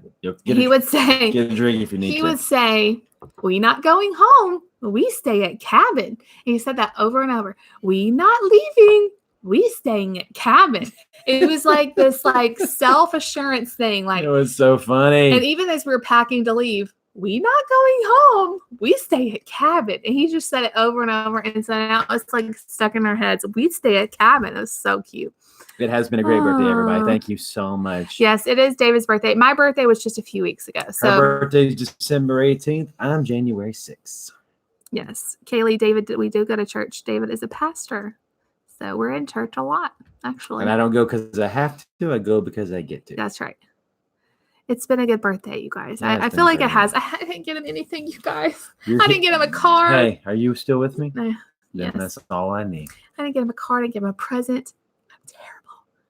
I'm telling you, I've got to plan better next year. Somebody remind me next year to plan better because it doesn't matter. Before Christmas, I think, I'll have time. And then Christmas comes and New Year's comes and we're together all the time and I never get him anything, never get him a card. Honey, it's fine. I'm sorry, honey. It's fine. Don't worry about it. Just keep cooking delicious food and taking good care of me and the kids and everything will be great. Aw. I know we're still young. We still have lots of more birthdays, hopefully. Yeah. But I feel like I'm almost middle-aged. I feel like we were just 20. Like I feel like we were just 22, 23. Like this time has gone by so fast. Yes, he is full-time. I'm full-time. Yeah. I will say we're very blessed that I can be. Yes. And we also watch the budget really carefully. Very careful. And we are very careful with how much we have and how much we spend, because it's not, being a pastor doesn't pay as much as, like, you know. Somebody asked me what's on your shirt. Oh, being a pastor isn't the most, how should I say, rich profession. No. But no. Don't do it for the money. But right, you're storing You up. can't. What does the Bible say is in my Bible reading today? Store up treasures in heaven. That's what it's about. What is the treasure of heaven? People. That's right. Belated birthday gifts. Yeah, I'll have to do something. Well, technically, even though today is my birthday, I told Jessica I really wanted to celebrate the majority of it tomorrow. Tomorrow, his birthday present is the game. It's the game to watch Alabama versus Clemson tomorrow night. I'm going to be watching the pregame stuff. That'll be fun. We're going to be hanging out with the kids. It's the last day before they go back to school, so I'll have them tomorrow, so that'll be fun. And are you going to still try to make that cheesecake? Yes, I need to, because I have the stuff to do. I'm going to make him. That's his birthday present. If I can ever mix it up. The keto cheesecake is really, really easy. It's Maybe I'll delicious, film it for you guys. Yeah, please. But That'd it's be great. just kind of a pain. Is you have to mix it and mix it and mix it. Like, you want to incorporate all of the, like, creaminess into it. So you got to keep mixing it. And it's just kind of a long process. So I didn't get it done by today. And then it has to sit in the refrigerator overnight. Yeah. Okay, well, if somebody just said chomp and rolled. So you have okay. So Cheryl, I'm guessing one of you's a Gator fan and one of you's a Bama fan. Okay, that's not that bad though, because they almost never play each other. That's true. So that's not that bad. Now my family, this is a nightmare. My mom is Alabama. Roll Tide. My dad is Auburn.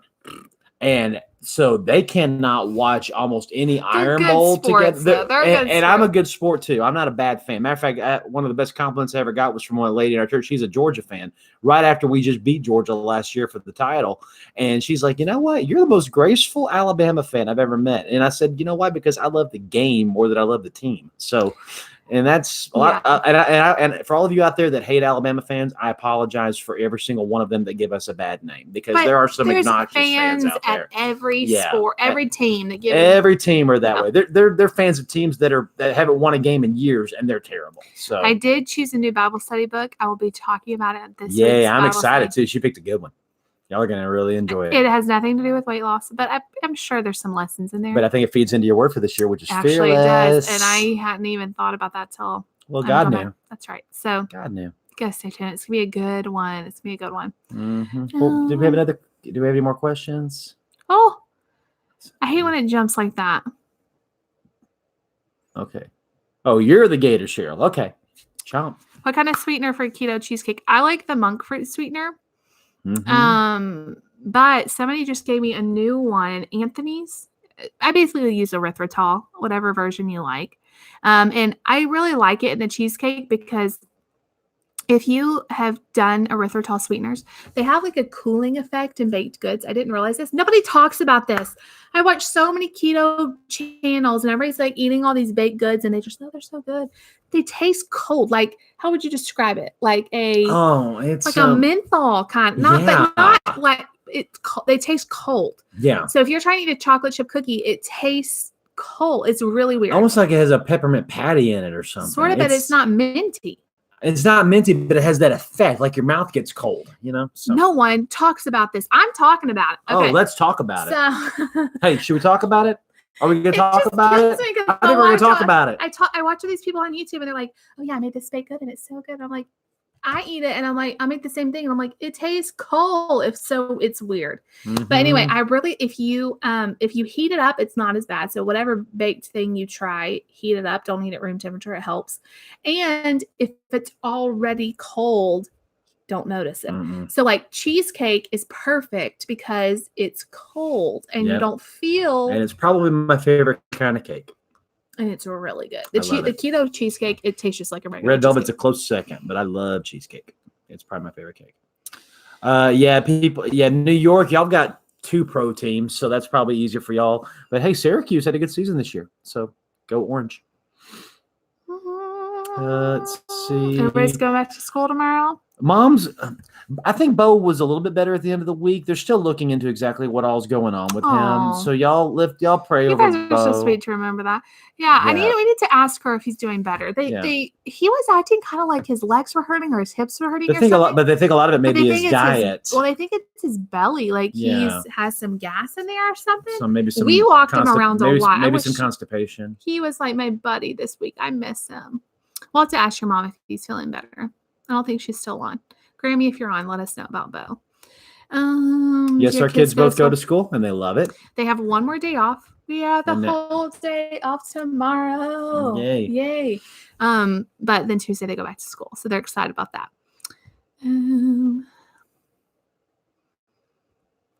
Yes. Let's see. Birthday cheesecake. Yes. Is there anything better?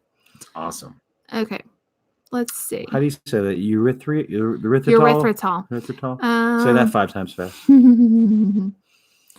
Yeah, some people do say it causes like tummy disturbances. We don't notice anything like that. Like I don't feel like my tummy hurts after eating it. Mm-hmm. Now we don't eat it in large quantities. I like in a cheesecake, there's a cup of it, but we very rarely have that, and that's for a huge cheesecake. So I would say just try it, and if it hurts your tummy, be careful with it. But I haven't noticed that. Now, like Splenda, David notices Splenda hurting his tummy when you eat a lot of Splenda and stuff. Yeah. But I don't notice it with erythritol. Oh, if y'all want to do something funny, go read reviews on people that eat those sugar-free gummy bears. Oh my god, that is one of the funniest threads you can go read. Those stories are hilarious. Okay, so and Mom said Bo's doing better. Oh, thanks, great. Mom, is he jumping better? Is he climbing better? Like define better. I'm really interested to know about that. We should have asked because I was thinking about the other day.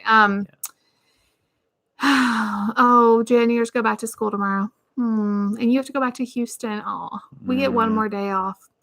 I do feel full on keto, but this is the thing. And we went back on track on keto, and we've kind of cheated a little bit today on David's birthday.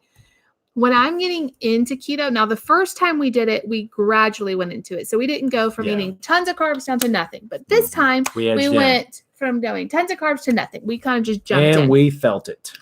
I felt nauseous, like super duper nauseous. Like I'm not pregnant, y'all, I promise. But that kind of nauseous. And so I think maybe we need to do a more gradual thing because that really worked. I didn't feel nauseous as much as just like all of a sudden every ounce of energy got sucked out of me. And it literally was like my stomach was like, what the crap did you just do to me? It was really intense. So yeah, I felt better. Still not moving 100%. Oh, come on, Bo, get out of that. Pray for Bo. He's the sweetest. Let's pray for Bo. He's so fun. I know. It makes me sad. I don't know what's going on. When I first got there, he got up on his hind legs for me. Well, he did sometimes. And they did x-rays and stuff, and they didn't see anything. So I don't. Hopefully his bones are okay. That's weird. His hips are okay. Yes. Get better, Bo. We love you. We do love Bo. Layla. And Layla's over here like, no. Layla loves to hate Bo. Layla's the alpha dog, and she will be the alpha. Layla's this big. Bo's, this big. Huge. And she bosses him around so bad. He's the same age as Nate. He is like, I think he was born like the day before Nate, or maybe the day Nate was born. Like they're right at the same age. Yeah, they're right about the same time. So it makes it really easy for us to remember how old he is. Yeah, he's so pretty. But anyway, yeah. She did do a good job raising David. He's a good one. We'll start winding down here pretty soon, guys. Does anybody have any more questions? Do you want more kids? The door is slowly closing on that. Yeah, I would love, the biggest thing for me is I would love to be pregnant again. That sounds so stupid, but I loved being pregnant. How about we just get you a pregnancy pad? You can walk around with it under your shirt, and I'll give you some hormones. And loved it. I loved like feeling the baby. Like when I was pregnant with Lucy, I never had the moment of like, this is the last time I'm going to be pregnant. This is the last time I'm going to feel the baby. Somebody asked, can we see later? And then we had some health things go on at the end of her pregnancy. If you want to see that video, there is a video about it. But I just don't think I want to go down that road again. But here's Layla. I loved being pregnant. Layla is half Dachshund and half Yorkie. So she's a dorky. And her ears, one ear usually is down and one ear usually is up. And the personality is very split. She has the Yorkie hair texture and face. She needs a haircut, trim. but she's got a little bit of a longer body, and the color tone has a little bit more of the dachshund in it too. Okay, so a few more questions. Patty says, do you use MCT oil? Yes, I do. I especially like it kind of starting out on keto, doing the bulletproof coffees with the MCT. I do an MCT oil in my coffee with some cream. Sometimes I do butter, and you have to blend that up really good. But that is great for energy. It really is. You want to hold it? Why did you choose doing keto instead of other things? We did try other things. We have first. tried other things. We tried Weight Watchers. Keto works best for me for sure. It all comes back to it. I never thought I could do keto because I love carbs so much, but it all comes back to I have an issue with carbs. And when I eat carbs, I just want more carbs. And so eliminating them has been really, really helpful. And we just did it to just see how we liked it. And we really liked the way we felt on it and stuff. Layla did look annoyed when David was giving Bo attention. She is super jealous when it comes to Bo. If David or I or Grammy is giving Bo attention, she does not. I'm not giving y'all any Mary Poppins spoilers. Y'all got to go see it. I will say it is not like a remake of Mary Poppins. It's not a remake. It's all different. It's the sequel. Different songs, different storyline. Now you're spoiling it. I'm just saying, if you're going to expect, supercalifragilistic, it's not that. But there are songs just like that. Yes, and it has the same spirit as the first one. And Emily Blunt knocked it out of the park. Was she really, did really so good. You're going to love it. Yeah, be a surrogate. Be a surrogate. Oh, honey. I really feel like I could do that. But all the health things I went through with Lucy, they would never let me. They would never let me because I could have it again. Sure. So, but yeah, I truly think I could do that. Yes, we will, Melanie. We'll definitely be praying. Absolutely. Yeah, Layla is a dorky, and as soon as we found out, look how tired she is. As soon as we found out she's a dorky, we were like, she just woke up. We have to, she's ours. She's a dorky. We have to have her. Oh my gosh, that's the cutest ever. Your doctors both say no to keto. That's fine. Yeah. I mean, listen to your doctors, please, for sure. By all means. For sure. Yeah, you never know. We may adopt. You never know. Right now, no, we don't have the space or money or time or attention for another one. But have you ever made low carb tortillas? It's on my list of things I want to make. I actually had it on a meal plan and never got around to it. It's basically, you guys there is a video on I think it's ketoconnect.com. I want to say, but if you just type in low carb tortilla, I'm hitting the microphone. It's basically like egg whites that they make tortillas out of. Egg whites and coconut flour or something. And it looks really good. So she's so friendly. Yeah. Layla's a sweet dog. She's helped us get through a lot of hard times. Yeah. So we got Layla right before we moved to Texas and moved away from all of our family and friends. And she just became like our best friend. Mm-hmm. And she's so good with the kids, you guys. She loves Lucy. Lucy loves her. She loves Lucy. Nate just kind of every now and then he'll come and every now and then he'll pat her. I'll say, Nate, where's Layla? And he'll say, there she is, and I'll point to her. Yeah. He knows who she is, but he just isn't as into it. I'm so glad we could help. Layla's sniffing the microphones if you hear. Yeah. That's what we like doing in lives, Absolutely. like just connecting with some of you guys. And we definitely want to do these at least once a month. Yeah. At least. We're trying to get rid of any spam or comments. So I'm sorry, you guys. Just ignore it. Layla is so sweet. Now, I will say, yes, she does bark a lot. I saw that comment. She does. She does. David's on it.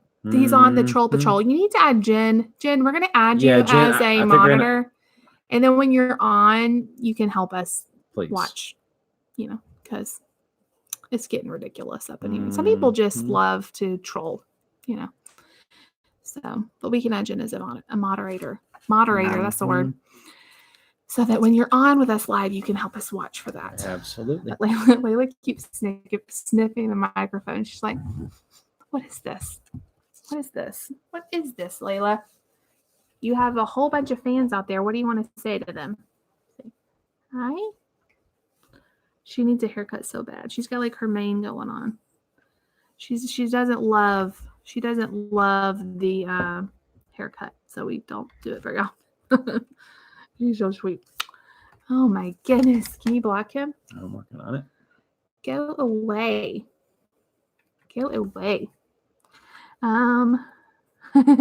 Yes, David is on it.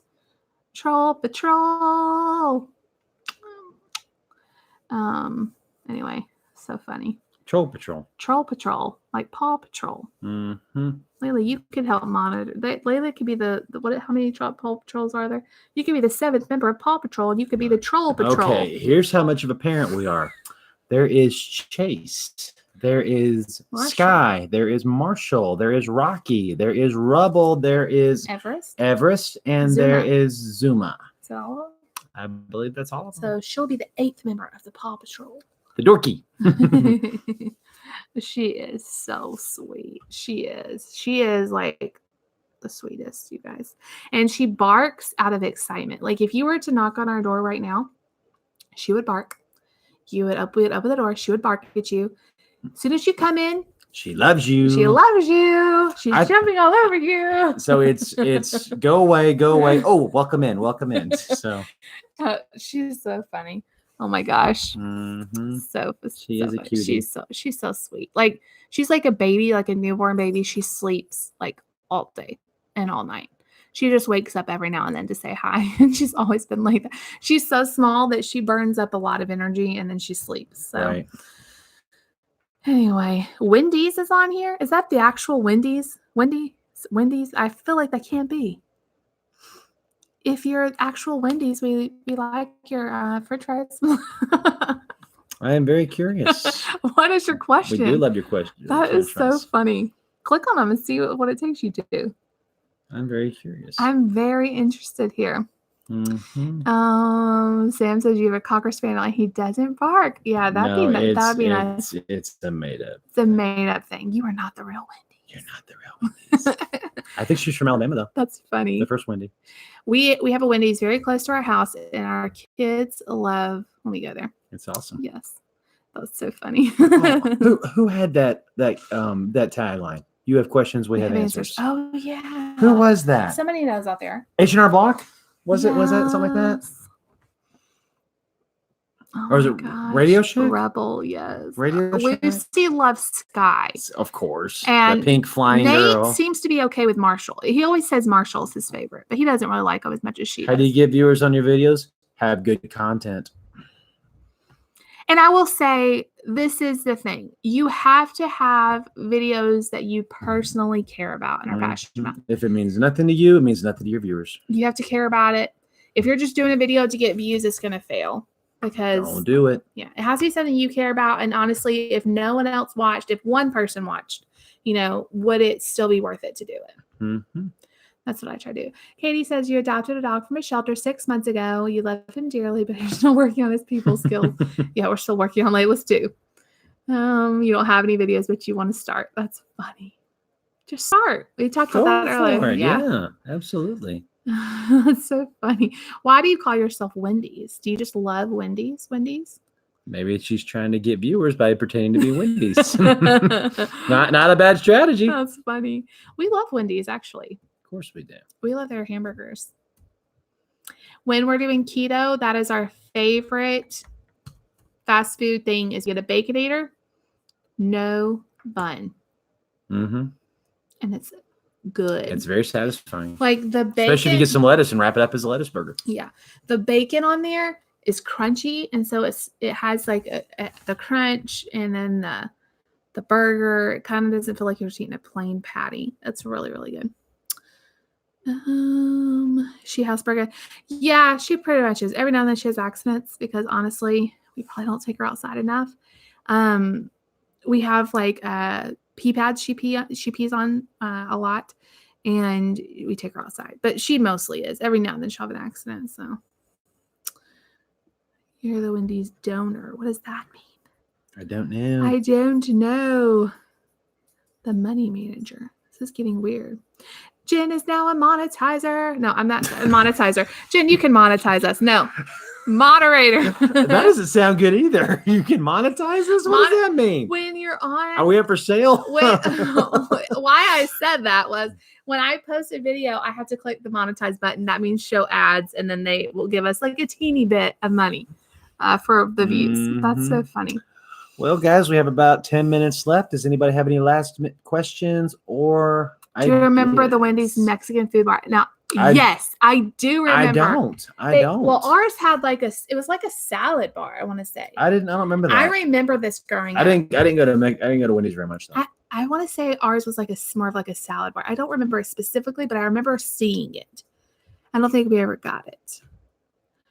A Doxy and a Chewini. Oh, so cute. Jen is now a monetizer. Woohoo, Jen. That's so funny. Yes, Sam, ask away. Please, by I will all try means. to answer. You just realized you have 300 subscribers, probably because people think you're Wendy's. Yeah, I would say so. That's probably. Just post a picture every day Yes, of one it of your was- menu items, and maybe that'll bring. It was a salad bar. Yes, Yes. I remember going into our Wendy's and seeing it. I don't believe I remember got seeing the salad. salad bar. I don't remember seeing the taco thing. I think they did I don't like remember seeing chili that. on there or something. Maybe they're chili. I remember the Because salad if bar. you though. order a taco salad at Wendy's, it's just a salad with chili. Like that's Mhm. what it is. So, Husky.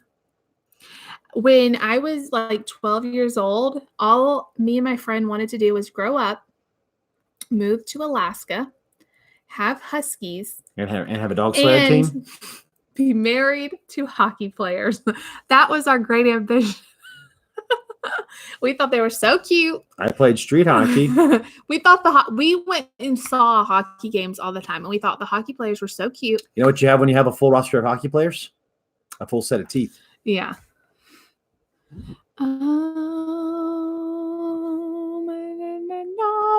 Moderators alert. Okay, You don't have to point it out, honey. when someone skips ads, does it mean you don't get the money from it? Do subscribers have to watch the whole ad for you to benefit from having ads on your videos? I don't know exactly. I think we do get some. I do know we get more if you watch the ads. Yes.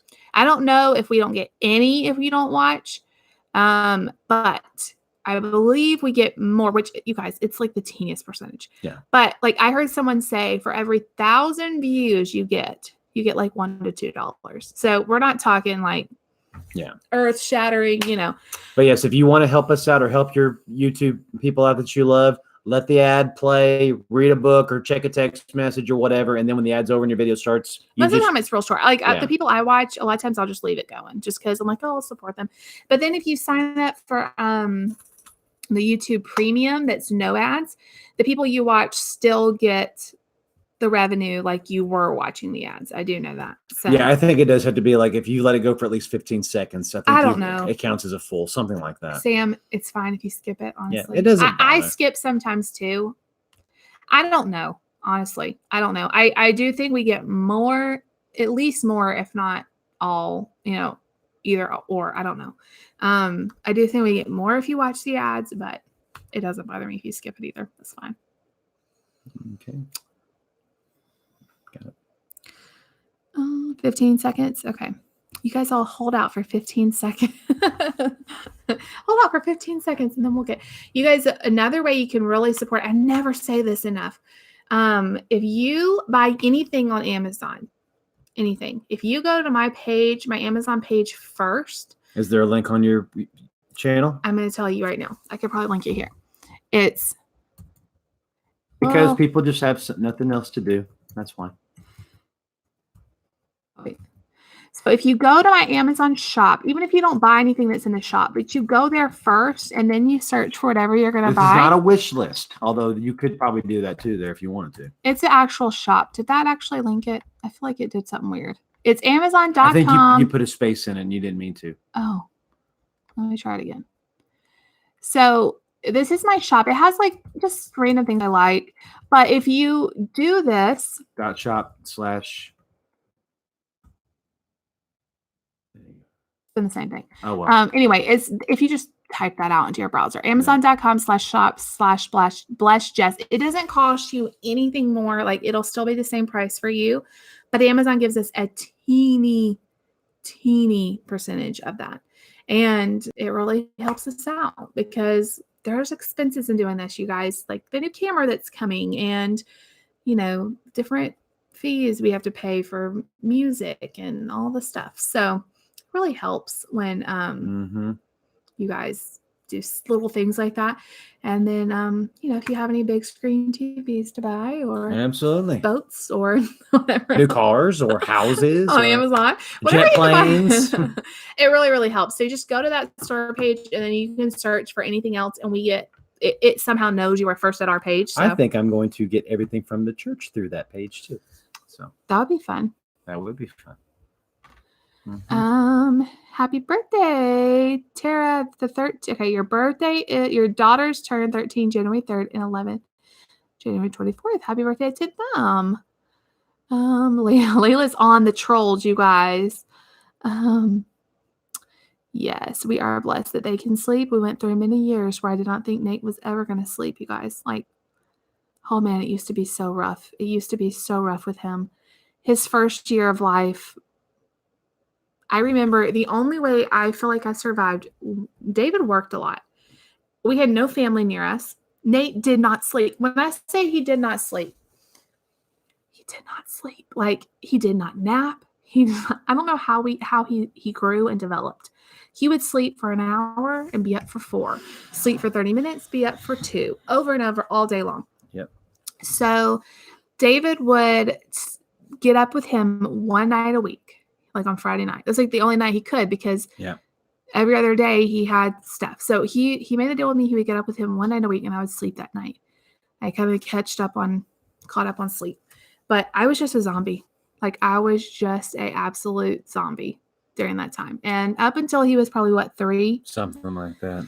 And now he sleeps good, but we also give him melatonin. We've actually been giving him melatonin a little over a year, and that's been a huge game changer. It helps him relax and go to sleep a lot easier.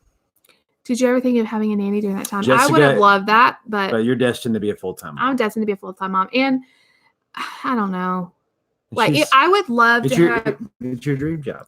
That and this. Like, I want to be with my kids. Like, if I could have a job, like if they said money was not much, you have your dream job, but you would have to work outside the home and you wouldn't be with your kids. Like, I wouldn't. Okay. I'm throwing this to the universe. I hope somebody jumps on it and makes it happen. Uh-oh. There has to be, maybe community college would be the best place to do it. Get some women who have successfully been great mothers. Of all different spectrums, of all different kinds of kids, from special needs to intellectual to whatever, athletic, whatever. Put together a curriculum with great teachers and teach growing young women how to be successful mothers.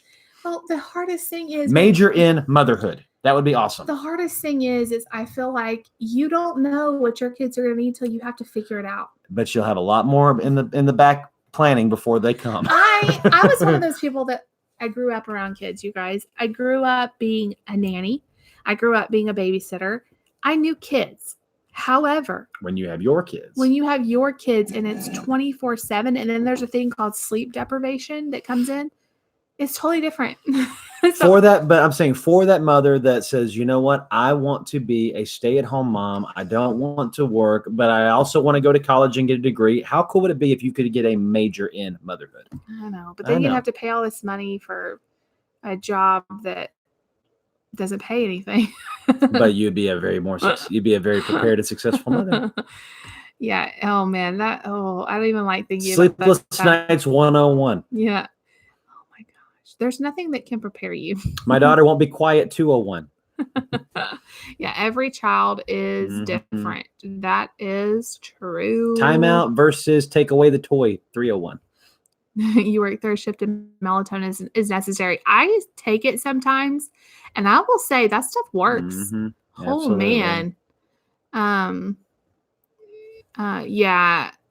There's people that would rather work and have someone else watch their kids, and that's fine. There are people who work and wish they could be stay-at-home moms or stay-at-home dads because they miss their kids. And then there's a lot of people say, well, you're so lucky because you get to stay at home, and you're so lucky. Like, I am blessed that we get to, but we also sacrifice to get to. Would we be able to have a bigger house, a better car, a better phone, all this stuff if I worked? Yes. Oh, the teenage years would be 2 classes, boys versus girls. But we sacrifice because I feel like it's important, at least for our situation, especially with Nate having special needs. And he actually did go to daycare for a couple months when I was pregnant with Lucy, and I physically could not take care of him because of some health issues I was going through. And it was so hard on both of us, like super hard. Cheryl, that's awesome. Absolutely. You're awesome. Zombie. I'm so sorry. I wish I could transfer the gift of sleep to you. I would totally do it because. But you need it yourself. Not as much as she does if she's 9 years in. I agree with that. I wish I could give you a little bit of sleep because I know how hard that is. It is so hard. Now I don't know 9 years hard, but I know years hard. And it was the hard, like seriously, when I found out we were pregnant with Lucy, we prayed from the time we found out to the time she was born. We prayed that she would be healthy. Prayed she would be a sleeping baby. We prayed every day that she would be a sleeper. I mean, that was truly how bad it was with Nate. Thank you, Lord, she is. For the most part. Now, she woke up a lot choking in her sleep, which is another kind of hell, honestly, because it was awful. But she had a lot of acid reflux problems, and we got all that situated. But that's one thing about having a new baby I do not miss. And now what's funny is Nate goes to bed easy and wakes up early, and Lucy stalls and does not want to go to bed. And she did good today. Now, she's at that age where if she has to go to potty in the night. Well, if she doesn't take a nap, she goes to bed easier. But she's kind of a pill the last few hours. If she does take a nap, then she doesn't go to sleep easy, and she's up till 10 o'clock at night. So we're at a very weird thing. Jen, God did have other plans for you, and you're a great mom and a great lady, working lady. And a great blessed buddy. Yes, and a great friend, and Jen's the best. Yeah.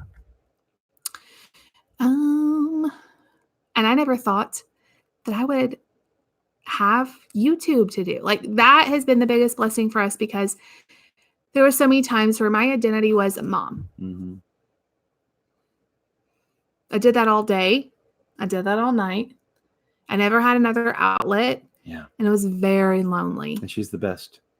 But it was very lonely. Like, I never had anything that was just mine, And so that's what I love that I get to do on YouTube. Yeah, you're all You're my outlet. You're my outlet. You take 10 milligrams. Your 5-year-old daughter takes 1 milligram. I've had insomnia my whole life. Nate doesn't even take a whole milligram. He must be super sensitive. So we have this kind that is 1 milligram for 4 dropperfuls. It's like 4 milliliters is 1 milligram.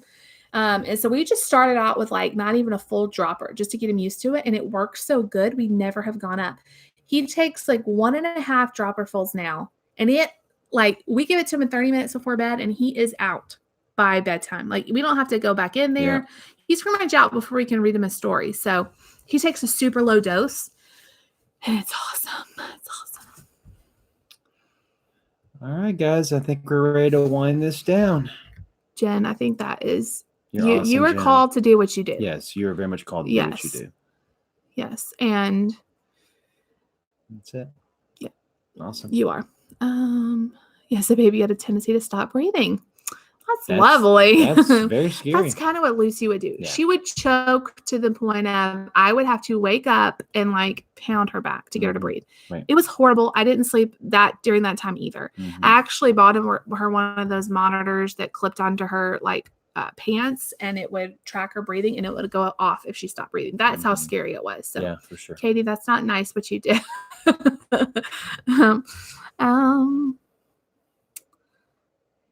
Is Nate going to take melatonin for all his life? I have no idea. We have no idea. But if he needs it, then we talked to his neurologist about it, and they said it's absolutely perfectly healthy. And sometimes we need it more than he does. This is the thing. Melatonin, sleep. We know he needs sleep. Like, he can't be healthy and develop and grow without sleep. So however we need to give it to him. Thank you guys all so much for joining us tonight. You guys are so fun to hang out with. Thank you for all the birthday wishes. I very much appreciate it. I've got to go deal with this video that I'm trying to get up because you guys won't have a video tomorrow if I don't. So we will make sure you have content. Tomorrow, 7 a.m. If it goes up, you guys know I'm successful. And all of you that are watching this on the replay, please make sure to leave your comments and like the video, and we will answer them as well. Yes, we'll try to watch the comments and all that. Oh, Barb is here. Thank you so much for the super chat. You're so Thank sweet. you so much. I'm glad you made it on the tail end. You'll have to go back and watch it. Well, as soon as we're done, in just a second, it will like take a minute to like process, and then the whole thing will be up. So so please, Barb, you're the sweetest. We hope you had a very Merry Christmas and a very Happy New Year. We love you and Dean. And I want to go ahead and call it. I would love for our next one to be around Valentine's Day.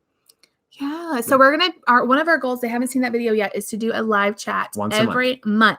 So it won't be the same time. And I kind of want to experiment with different times because I know some people can't do 8:30, although 8:30 works the best for us. But some people can't do 8:30. So we'll be talking about different times we could do, maybe to help out a little bit. That'd be great.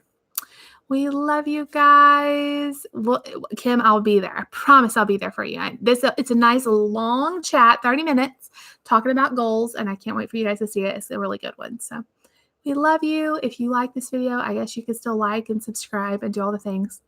We love you. We'll see you guys all tomorrow. Love you guys. Good night, everybody. Have a great week, everybody. Hope you all are having a happy New Year's. Hey, and tomorrow night, Roll Tide. Roll Tide. You guys be cheering on the Tide with us. Unless you're a Clemson fan, then it's okay. We love you guys. Good night.